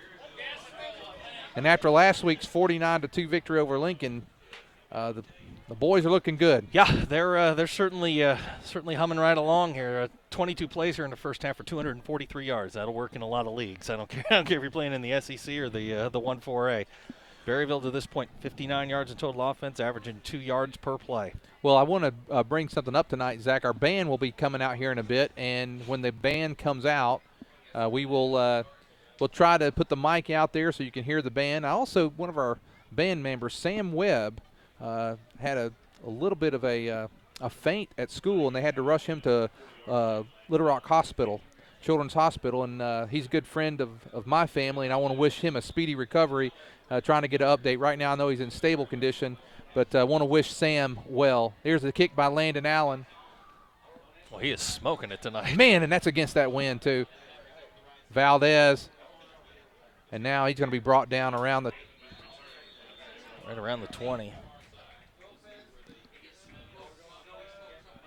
Look like Nick Sugg, J.D. Speed, Eli Lopez all over there on the Everybody's tackle. getting into the act tonight. I'd like to see, I hope that in the second half, I love to watch Eli run the football. I hope he gets the ball 35 times in the second half. He's so much fun to watch. Colby Elkins, he's over here to our side. Gosh, I wish he'd have turned around a while ago when he got the pass because he could have ran all day long.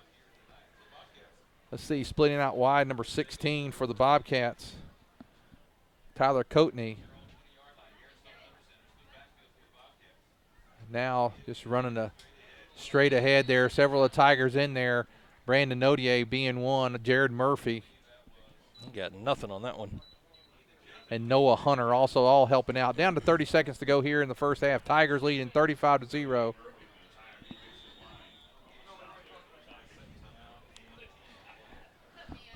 Well, Zach, I mean, we anticipated this. I always want to be careful at the beginning. I like the way Berryville started this game. They ran the ball right at Prairie Grove. Had a nice first drive, then the interception by Cooper Winters, and since then Berryville has not sustained much. And there's going to be the last play. That's a good run. That's Chapin, and that's going to end the first half. Oh, no, not quite. 1 second left. Take a shot here. Why not? You got the first down. And another first down. So Berryville with 5 first downs here in the first half. Total of, looks like they got about 69 yards here in the first half. And now, that's the end of the first half. After one half of play, our Prairie Grove Tigers 35, the Berryville Bobcats 0. We're going to take a quick commercial. When we come back, we'll have the band, and we'll join you for the second half. PG Telco is the proud sponsor of PGTigersOnline.com, where you can find out all the very latest of what's going on with all the sports teams right here in Prairie Grove. But PG Telco is more, a lot more. They offer phone, internet, long-distance services, and bundles, making it all affordable. And that includes DirecTV. For your home or office, staying connected to the fast-paced world is as easy as calling PG Telco. Call 846-7200. That's 846-7200. PG Telco, built on community, focused on progress.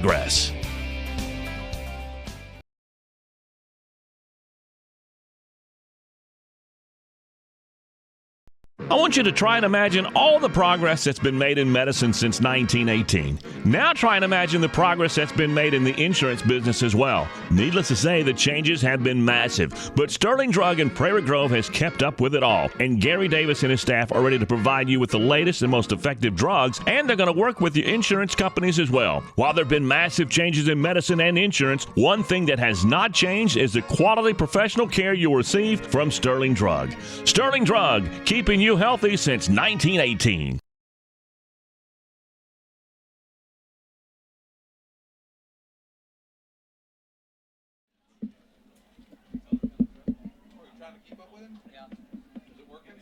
Let's face it, life's moving along at a faster pace these days, and every now and again you find that one stop that allows you to catch your breath. That one stop that reminds you of the good old-fashioned values. The one stop that hand dips their ice creams and makes hamburgers to die for. The one stop that can furnish you with propane and pizza and everything in between. And they usually call you by your name and ask you about your family. Well, that place in Prairie Grove is Frederick's One Stop, serving Prairie Grove since 1975. They say, go Tigers!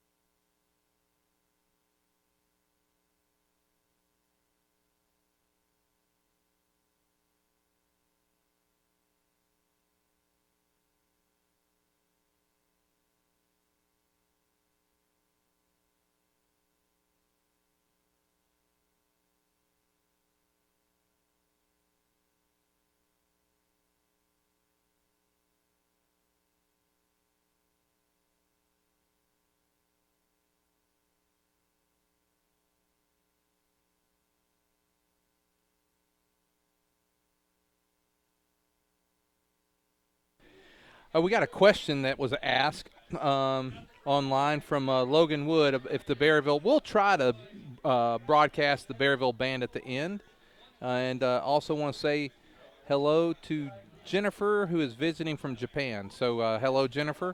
And then again, Logan Wood. We're going to try to do the Berryville at the end. We got some. We'll be taking down things along the way, but we'll try to.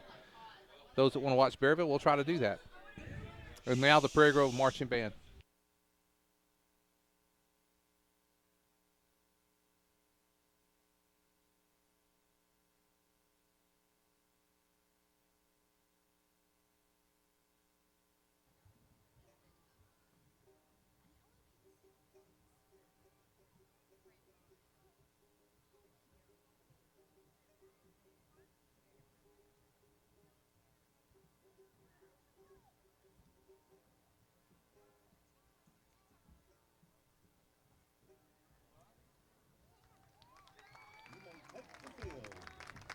Here is Oz.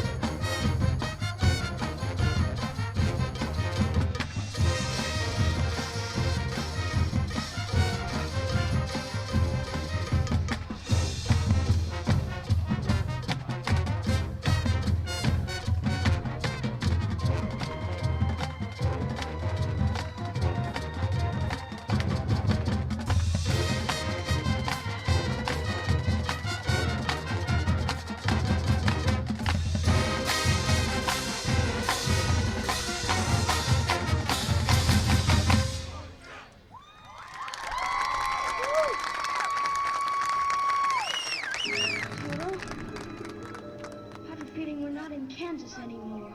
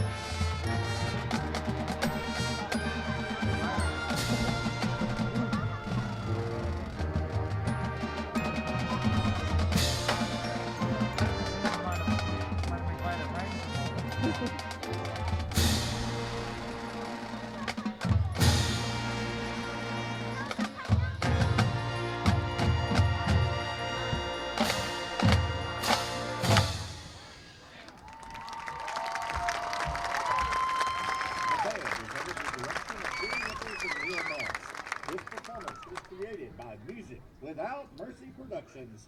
Thank you for your kind attention.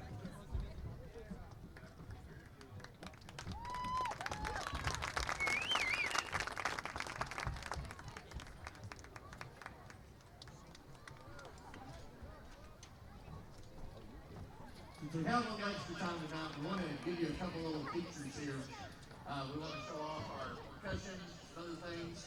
I want to remind you that the Berryville's halftime show is an amazing thing. They're one of the best bands in the state. We encourage you to stay afterwards and watch. They're always very polite to us. A great friend we have in the band in Berryville. So you'll miss the treat if you don't stay and watch. Percussion, do you think?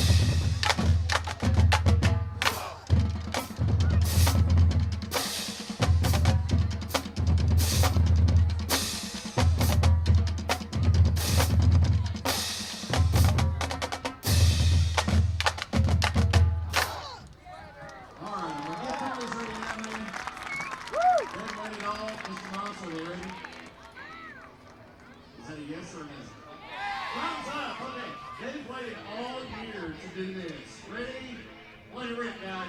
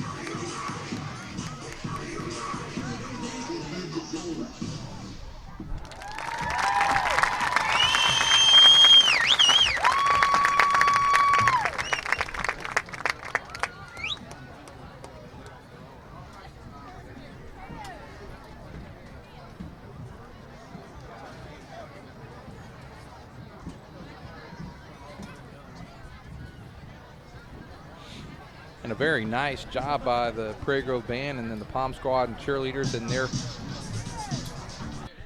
in their time together. And Zach, that I'm glad we do not, ladies and gentlemen, I am glad we do not have the camera on here.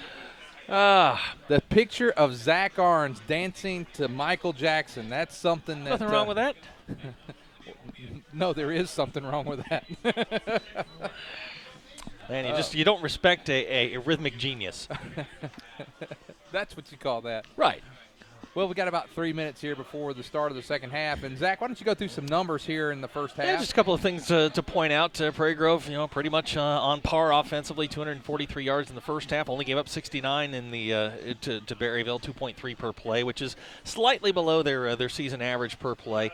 They did turn them over once, got the interception, the pick six from John Halbert, and Just complete domination. Just a couple of individual numbers to point out. Cooper Winters, 2 carries, 18 yards, and a score. Weston Bartholomew, 7 carries, 52 yards. Logan Bartholomew's got the 49-yard touchdown run. Noah Hunter's got a carry for 10 yards. J.D. Speed a carry for 9 yards. Colby a carry for 6 yards, and Nick Sugg a carry for 7 yards. Cooper 3 of 5 for 81 yards, 2 touchdowns in the first half. Both of them to John Halbert, who's got 2 catches for 70 yards. And Weston Bartholomew's got 1 catch for 11 yards. On the Berryville side, really not much to report. Deontay Payton, really the leading ball carrier, 12 carries for 39 yards. Passing-wise, after the first completion from Garrett Stone, the 22-yarder on the little fade route, 0 for 3 after that. He's 1 for 4 at halftime with 22 yards. That's a 5.5 average per pass attempt. Really just complete domination on the part of the Prairie Grove Tigers, just a continuation from last week and the week before. The defense has stepped up and really not given up much. One number that we can report, which is much better than I think we've seen in the last little bit here, Prairie Grove 4 for 4 on 3rd downs. Don't see that very often. And meanwhile, they've held Berryville to 3 out of 8. All right, Zach, we're going to take one quick timeout here for just a minute. We'll be right with you. Just about 30 seconds.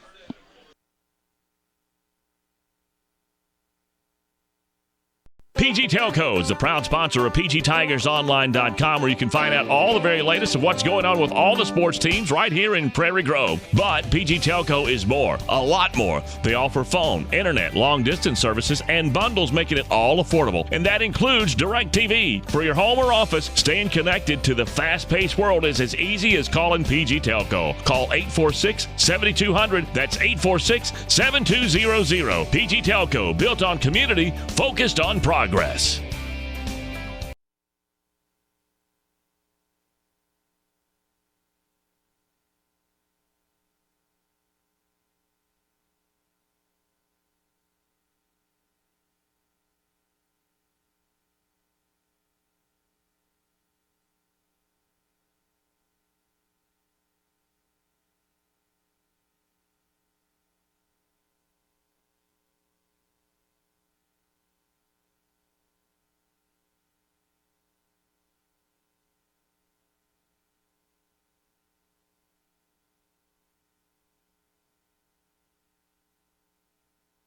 I don't break that out, but for special occasions. You're old enough to remember the members only. I have a silver, a maroon, and a black. That was an 80s day then, right? It was 80s day, yes it was. Yep, I got all 3.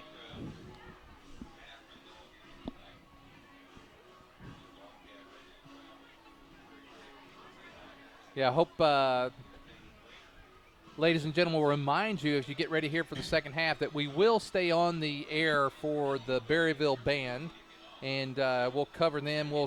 They are excellent, by the way. They're fantastic. And I'll tell you this, I want to definitely give out a shout to the Prairie Grove Band. They have been phenomenal. And this Aussie show, they keep adding a little something to it every week, and I enjoy it. And like you said, I think we need to get Mr. Nichols. We've got to work in Mr. Crowley. Little trivia question for you. They had the Dorothys out there running around. Do you know what the dress is called? I learned this. Oh. My daughter is going to be Dorothy for Halloween. You got me. You don't know what they're called? The blue checker dress with the white. It's called a gingham. The gingham. I learned that one the hard way. All right. I called it a blue polka dot dress, and I was promptly corrected. Well, now we get ready to start the second half. We'll be in the mercy rule for the second half, so clock will run. Line that bad boy. Reyes with a kick. Going to be fielded by Logan Bartholomew just around the 20. He's gone. And there goes Logan. Logan's gone. got one man to beat. Comes back across. Yeah. Oh, nice comeback for a tackle there. That was number 30 for the Bobcats saving the tackle. It is Evan Youngblood. That's not something Prairie Grove gets to do a lot of, is return kicks. It's not an area of their game they practice a whole lot. Some updates on some scores. Lincoln leading Gentry 22-6. Arkadelphia leading Robinson 40-3. Boonville leads 7-6. Farmington over Gravett now 27-7. Malvern and Arkansas Baptist 14-14. Really? Huh. Malvern's number 1 in the state. So Interesting. So the Tigers start 1st and 10, the ball at the Bobcat 39. Yep. And in the game is Jacob Storley, Nick Sugg at fullback, and there is also number 5 in for – that's Sugg. Cole Schoenfield also in the backfield Had a there. lively discussion with Nick's dad at halftime.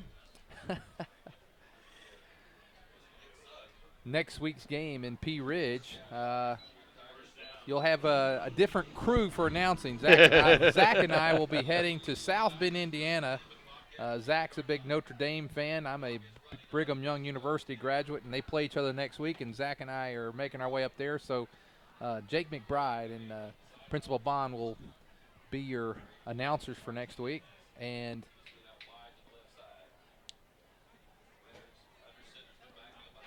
let's see, Jacob Storley now in, and he gives the ball to Schoenfield, and he gets inside the 25, down to about the 24. Yeah, getting some of the young guys in. And that's what we'll see probably the entire second half. But, yeah, you did have a lively discussion about overrated in Arkansas. Scott Sugg needed to be set straight on who's overrated and who isn't. I learned him. He's been learned. Second down and 4. 10 minutes to go here in the third quarter. Tigers lead. Jacob Storley in at quarterback now. And now there's Nick Sugg again. Nick running hard. Finally met there. Looks like Trevor McCullough in on the tackle for the Bobcats. Also helping out is Brett Suter. I'm sorry, that wasn't McCullough. That was number 78, Edgar Camarello. 9:45 to go here in the third. About a yard gain there, right? Coming in is John Millman for the Tigers. Yeah, we're seeing some folks we hadn't seen since haven't seen these folks in a while. Number 76, Colton Teakle, also. He's one of the captains tonight. And there's Nick Sugg again. Nick's met, and this time he's going to be short of the first down. Blake McCullough, also Trevor McCullough, also helping out. So whether they're McCullough brothers or McCullough cousins, they are in for a stop. 4th down and 3. Tigers in 4-down territory. Aaron Price bringing the play in for the Tigers, and now Storley's going to come under center. 9 minutes to go here. Third quarter. And there you go, Jacob. And there's Jacob Storley. Nice little fake pitch. He gets down to the 15-yard line. It shows his athleticism there. Channeling his inner Everett Golson. You're going to hear a lot of that for the next 8 days. First down and 10. And the Tigers have moved the ball to the Bobcat 15-yard line. 8:26 to go in third. No, showing a little shiftiness. He still had the pitch there if he'd have wanted to do it, but kept it, got the first down, and now Tigers on the drive. And now there's Nick Sugg. Nick's going to just gets a lot of momentum going forward. They're inside the 15 to about the 13 or 12-yard line. We'll call it 2nd down and 7 for the Tigers.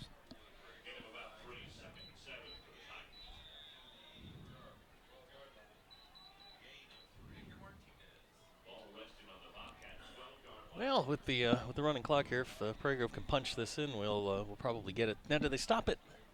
They stop it at a touchdown, and then they'll start it back up again on the kickoff, and then it just runs unless a player's hurt or a timeout, and then after touchdowns. And there's Schoenfield. Schoenfield's got a little running room. A little gap. Run it. There you go. Craig Kendrick on the tackle.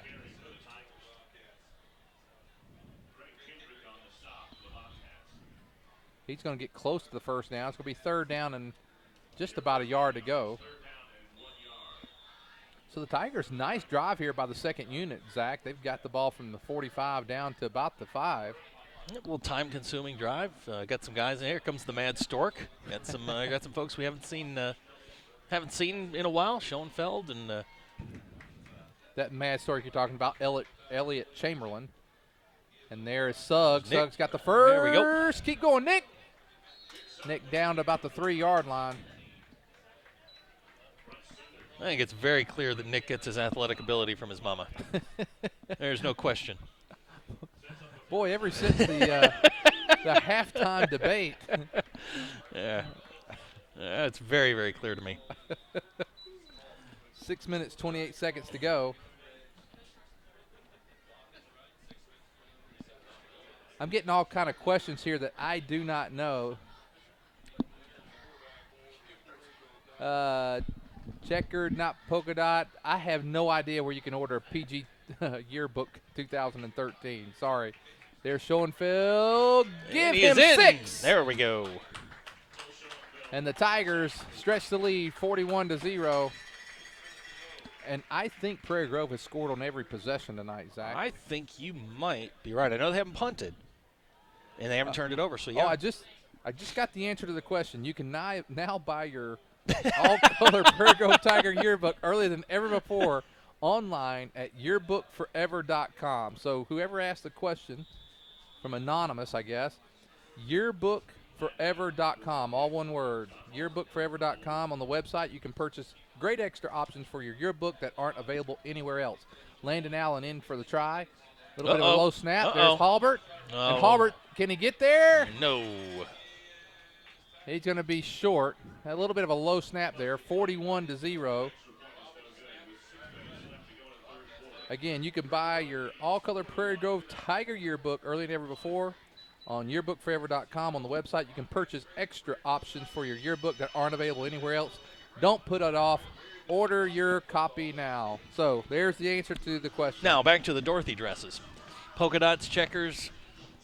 Oh, that's what that was. I was like, what did I forgotten about Back to the great Dorothy dress debate. What is That's that? probably my wife chiming in. She's the one that corrected me on that.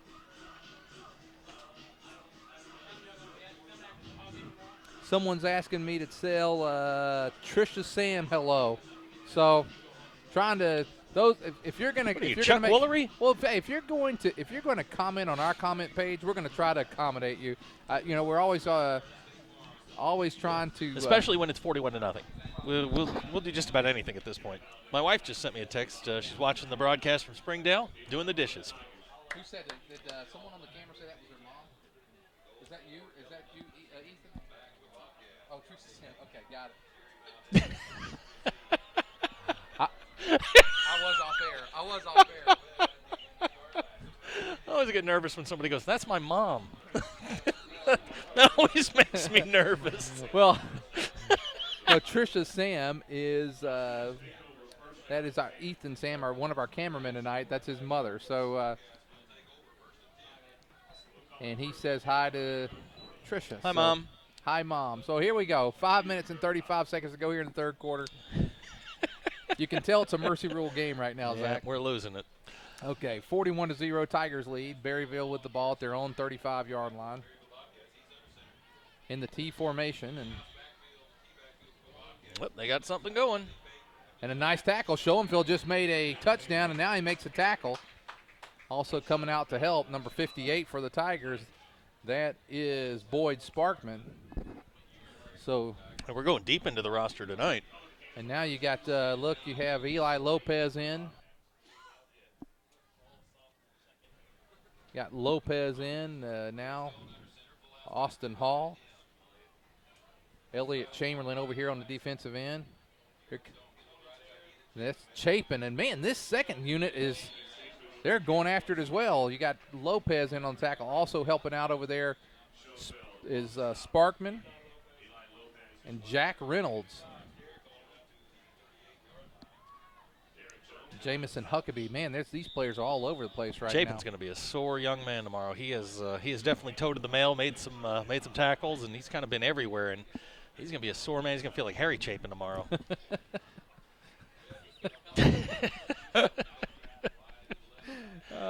Third down and 7 for the Bobcats. Split backfield. And now quick There's pass over fade. here. Turn your head. And ball is out of bounds, intended for number 16. That is Tyler Coatney. On the coverage is Drew Conley, and that's going to bring up fourth down. Looks like the Bobcats are going to punt. 3 minutes, 50 seconds to go here in the third quarter. I think it was was it the Temptations or no? It was Earth, Wind, and Fire said, "Burn, baby, burn, go clock, go." Was it Disco Inferno? Disco, no, that's the Tramps. That's Excuse the me, Tramps. the Tramps. Nope, yep. Excuse me. Every time I hear that song, all I can think of is the opening to Kingpin. One of my favorite movies. Kick. Nice high kick. Get out of the way, Landon. No, they're going to down it here at the 30. That almost hit Landon. Yeah, it did. Very close. I was listening to the Berryville radio guy down there, and he was hoping for it, I think, for sure. Tigers with the ball, 1st and 10, the ball at their own 30. Also, there we go. The clock starts again. And just 3 minutes to go here in the third. And we'll get some updates again here for some scores. You can see some scores in the conference going across the bottom there. Lincoln leading 22-6. P Ridge still 14. Our latest score, Lincoln's up 22-6. And Farmington 27-7 over That'd be their Gravett, second conference win. That'd put them in that driver's seat for that 5th spot. And there is Nick Sugg. Nick gets up to the 35-yard line. Nice to see some of these guys in. Number 55 on the line, Jacob Southerly. 66, Matt Dryman. Sparkman also, he's the center. 64, Michael Johnson. So it's nice to see them giving guys like Spencer Galden a little break tonight and some of our regular linemen. You don't want to get anybody hurt. Yep, you got a big game next week. Big game. All of a next sudden, week. that game becomes a huge game. And now this Schoenfeld around the left side, and he's going to be close to first. He does have the first down. Avery Logan, one of the tacklers for the Bobcats, and down to the 2-minute mark here to the third quarter. And yeah, that I think when the schedule makers put the schedule together, that P Ridge game didn't loom so large, but now all of a sudden, it's a huge. I mean, I told if they you, hold on, if they hold on to that victory, 19 then returning starters. The next week becomes the game. You can't tell me that experience doesn't mean something. Those kids, they took their lumps for 2 years, and now they're playing well. They're going to come. They're going to come into that one undefeated. There goes Nick Sugg right up the middle. Nick just powers his way for about 6-7 yards on the carry. And so now the Tigers, with 1 minute and 10 seconds to go here in the third quarter, leading very comfortably 41-0, and just hit 300 yards total offense. 219 on the ground, 81 in the air tonight. Yeah, you talk about Cooper in the passing game, and he missed a couple of passes tonight. But when you have these big leads and you're averaging winning 35-5, there goes Schoenfeld. He's a little short of the first down. But when you're winning an average, scoring 38 points, giving up 5 or 6 points a game, you're just not going to throw the ball a lot.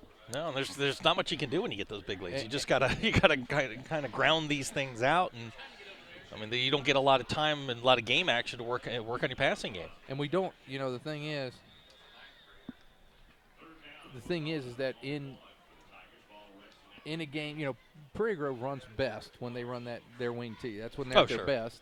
But they're going, as we talked about earlier in the game, earlier in the webcast tonight, they're going to have to throw the ball as we get into the playoffs. Yeah, they're going to have to. When you play some better and more talented teams, you're not going to be able to run for 300 yards every night. You're going to have to. There's a fumble on the play, and I believe the Bobcats. Nope, Jacob got it back. Jacob got it back. It's going to bring up 4th down and 2 yards to go as we go into the fourth quarter. After 3 quarters of play, our Prairie Grove Tigers 41, the Berryville Bobcats 0.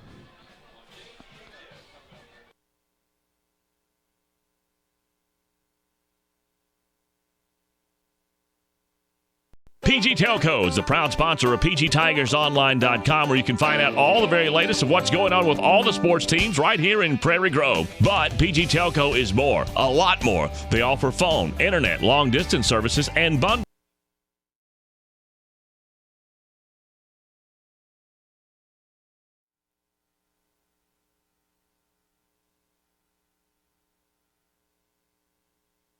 Ball.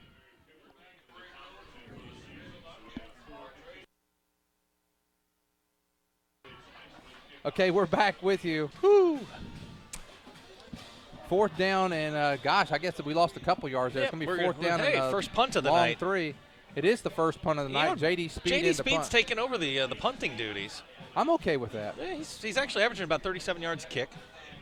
Nice snap. That was Nick Sugg Good on the kick. step, and a good kick. Oh, he went for it. Uh-oh. Wow, There you go. Nick Good went kick. for the Nick went for the knockout. He just missed that knockout. Oh.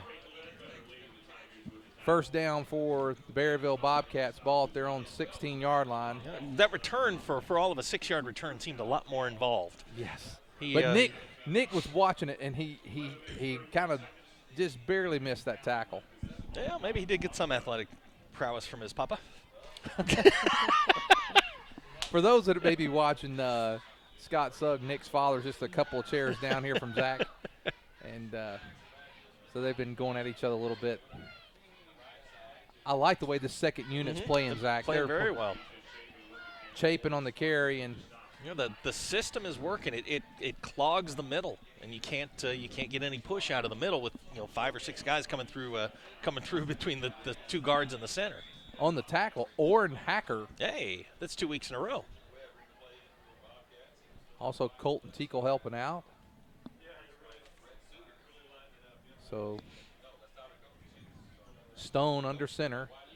Maybe a yard gain on the last play. Here comes Lopez, and now a quick pass in and out of the hands of number 20, Richard Webb. 3rd down and 9. He's open. You just gotta get your hands around it. Millman on the coverage for the Tigers.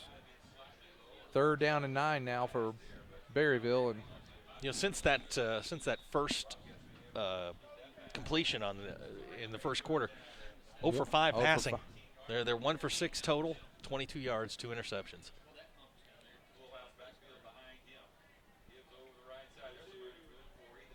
Chapin. Hey, good run.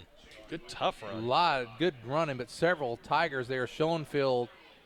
Let's see, also had Conley on the tackle, Chamberlain on the tackle, Castro on the tackle, several of the Tigers in there. So it's going to bring up 4th down and 1.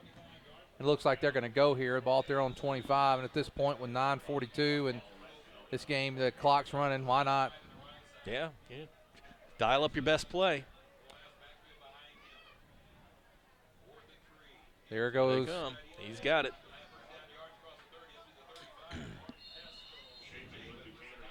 That's Chapin again. Chapin, Martin Castro on the tackle. Nice run there by Chapin. Chapin's been a workhorse for them tonight, and we talked about this. They haven't had a lot of different formations, and even when they're in different formations, they kind of run the same plays, just a little bit different look. But that T formation seemed to be their best. It's just an old lead power play with the far running back coming off tackle. It's still effective. Uh-oh. There you go. Oh, a nice bring down there.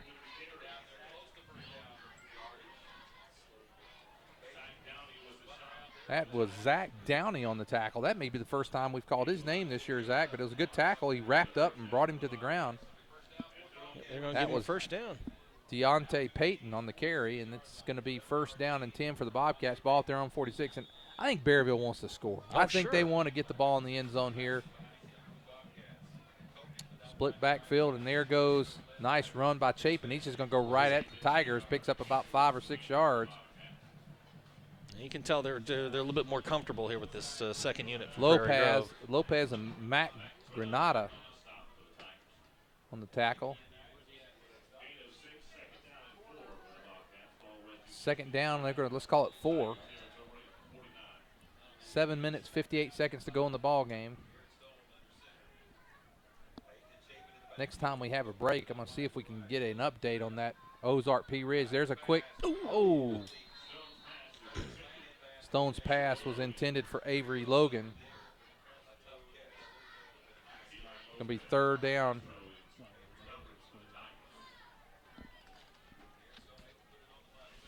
Well, you got 3rd and 5. Well, Berryville just went over the 100-yard mark. They're up to and they got 107 yards. Didn't they get about 40 on the first drive?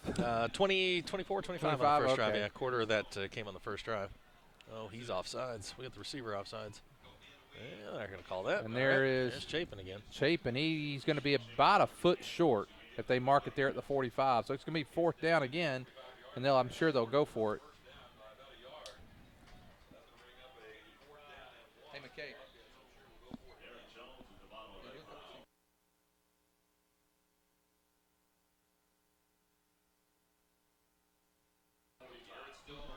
we go. Fourth and about a foot. Fourth and about a foot. Here they come. They're going to give it to Peyton. He's got the first down. Good play there. It looks like Lopez on the tackle. That's a nice drive. This looks like the first drive. Also, Colton Teakle also on the tackle. So nice movement here. A third quarter with 26 seconds to go in the third quarter. Pea Ridge leading Ozark now 14-7. So that's a battle going on up there at the Ridge tonight.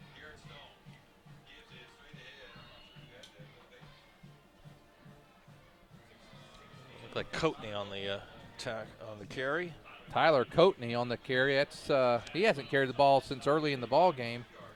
Gets up 2 yards. It's going to be 2nd down and 8. 5 minutes, 54 seconds to go in the ball game. 41-0. Boy, that Pea Ridge Ozark game looming large. Very, very large. Again, there is Chapin, and now they wrap him up. Reynolds on the tackle.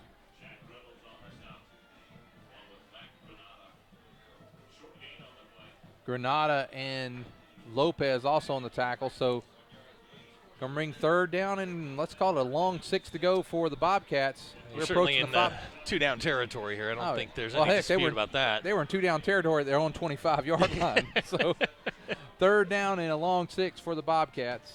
5 minutes to go in the ball game. Now he's looking, throws. That's almost intercepted. Oh, Martin hit it right between the 3 and the 3. The receiver was wanting a pass interference call, but they were both going for the ball there. So 4th down, a long 6, probably let's call it 7. It's 4th and 7. 4:44 to go in the ball game. Yeah, Prairie Grove's backed off their pressure. They're not rushing the 6 and 7 that we're used to seeing here. Well, I'd like to see 6 or 7 coming here. Yeah, I'd like to see us. I bet they go out there to. They're gonna look over there. Yep, that's what I thought. There, Chapin. He's out of bounds, and that's going to probably do it if the Tigers can hold on to the possession with 4 minutes to go in the ball game. Zach, this thing's gonna start running now with 4 minutes. So. Farmington now leading Gravette 34-13, and so Farmington they continue their winning ways. I think it's pretty obvious that Prairie Grove and Farmington are 1-2. And the thing that's again with probably at the end of the third quarter now, and that Ozark Pea Ridge 14-7.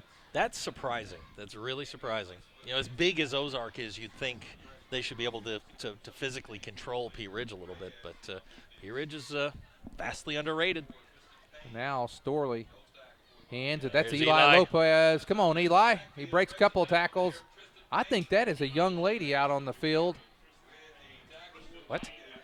Number 64, Tristan Payne. I believe that is a young lady out there. If it's not, I apologize if it's not, but the long hair there.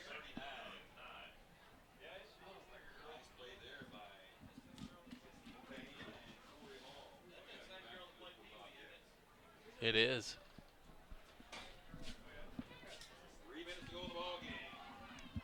I just double-checked with the radio announcer. There's Eli Lopez. Lopez, go, Eli! Go, Eli! Go, buddy! Go, Eli! Go, Eli buddy! at the Go, 30! buddy! Go, buddy! Eli! 20! 10! Come on, Eli! Go! Give him 6! Yes, Eli! Hey! Oh, Eli! Oh, Eli Lopez! He goes 61 yards.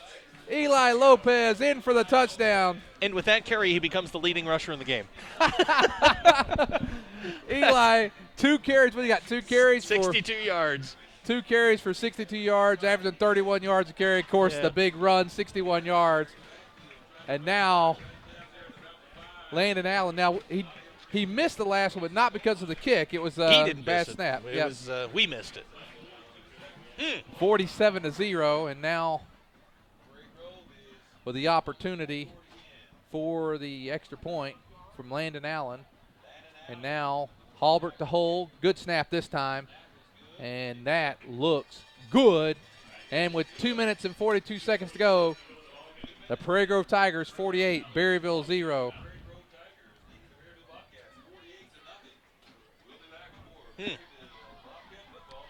While we're here, let's we got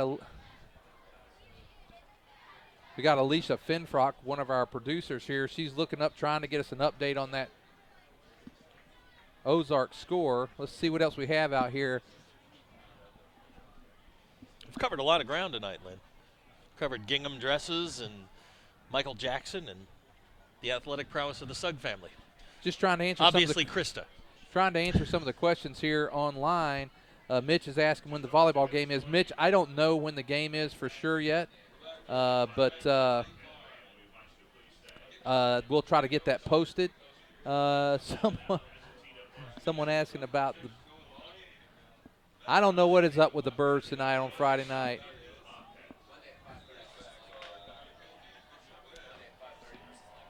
Looks like Prairie Grove will play Monday night at 5:30 against Lincoln.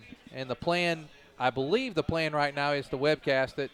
Tackle by Dalton Falk, Eli Lopez, and also on the tackle is Brandon Notier. So, again, Mitch, looks like they will play 5:30 at Lincoln. If they win that game, that will advance them to the state, and then the seeding will depend on how the district tournament continues. 2:17 to go in the game.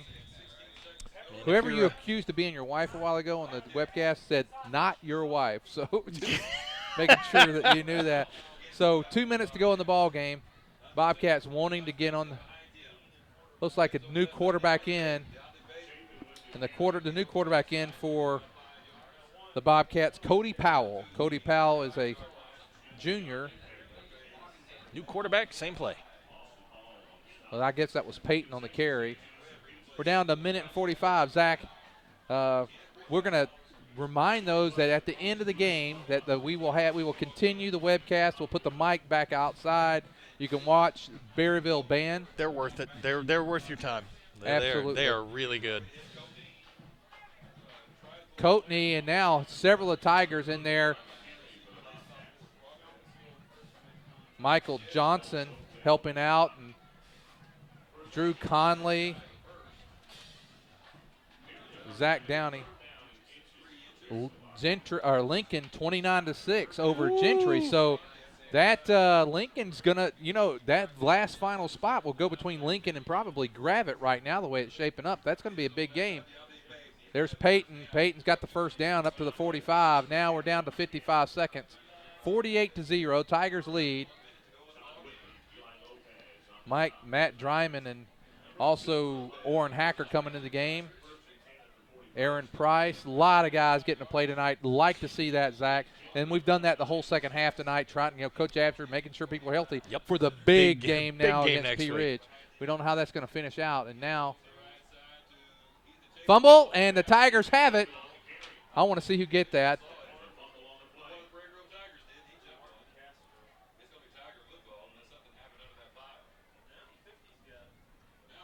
Hey, there you go. Look, somehow or another, Prairie Grove had that for a second.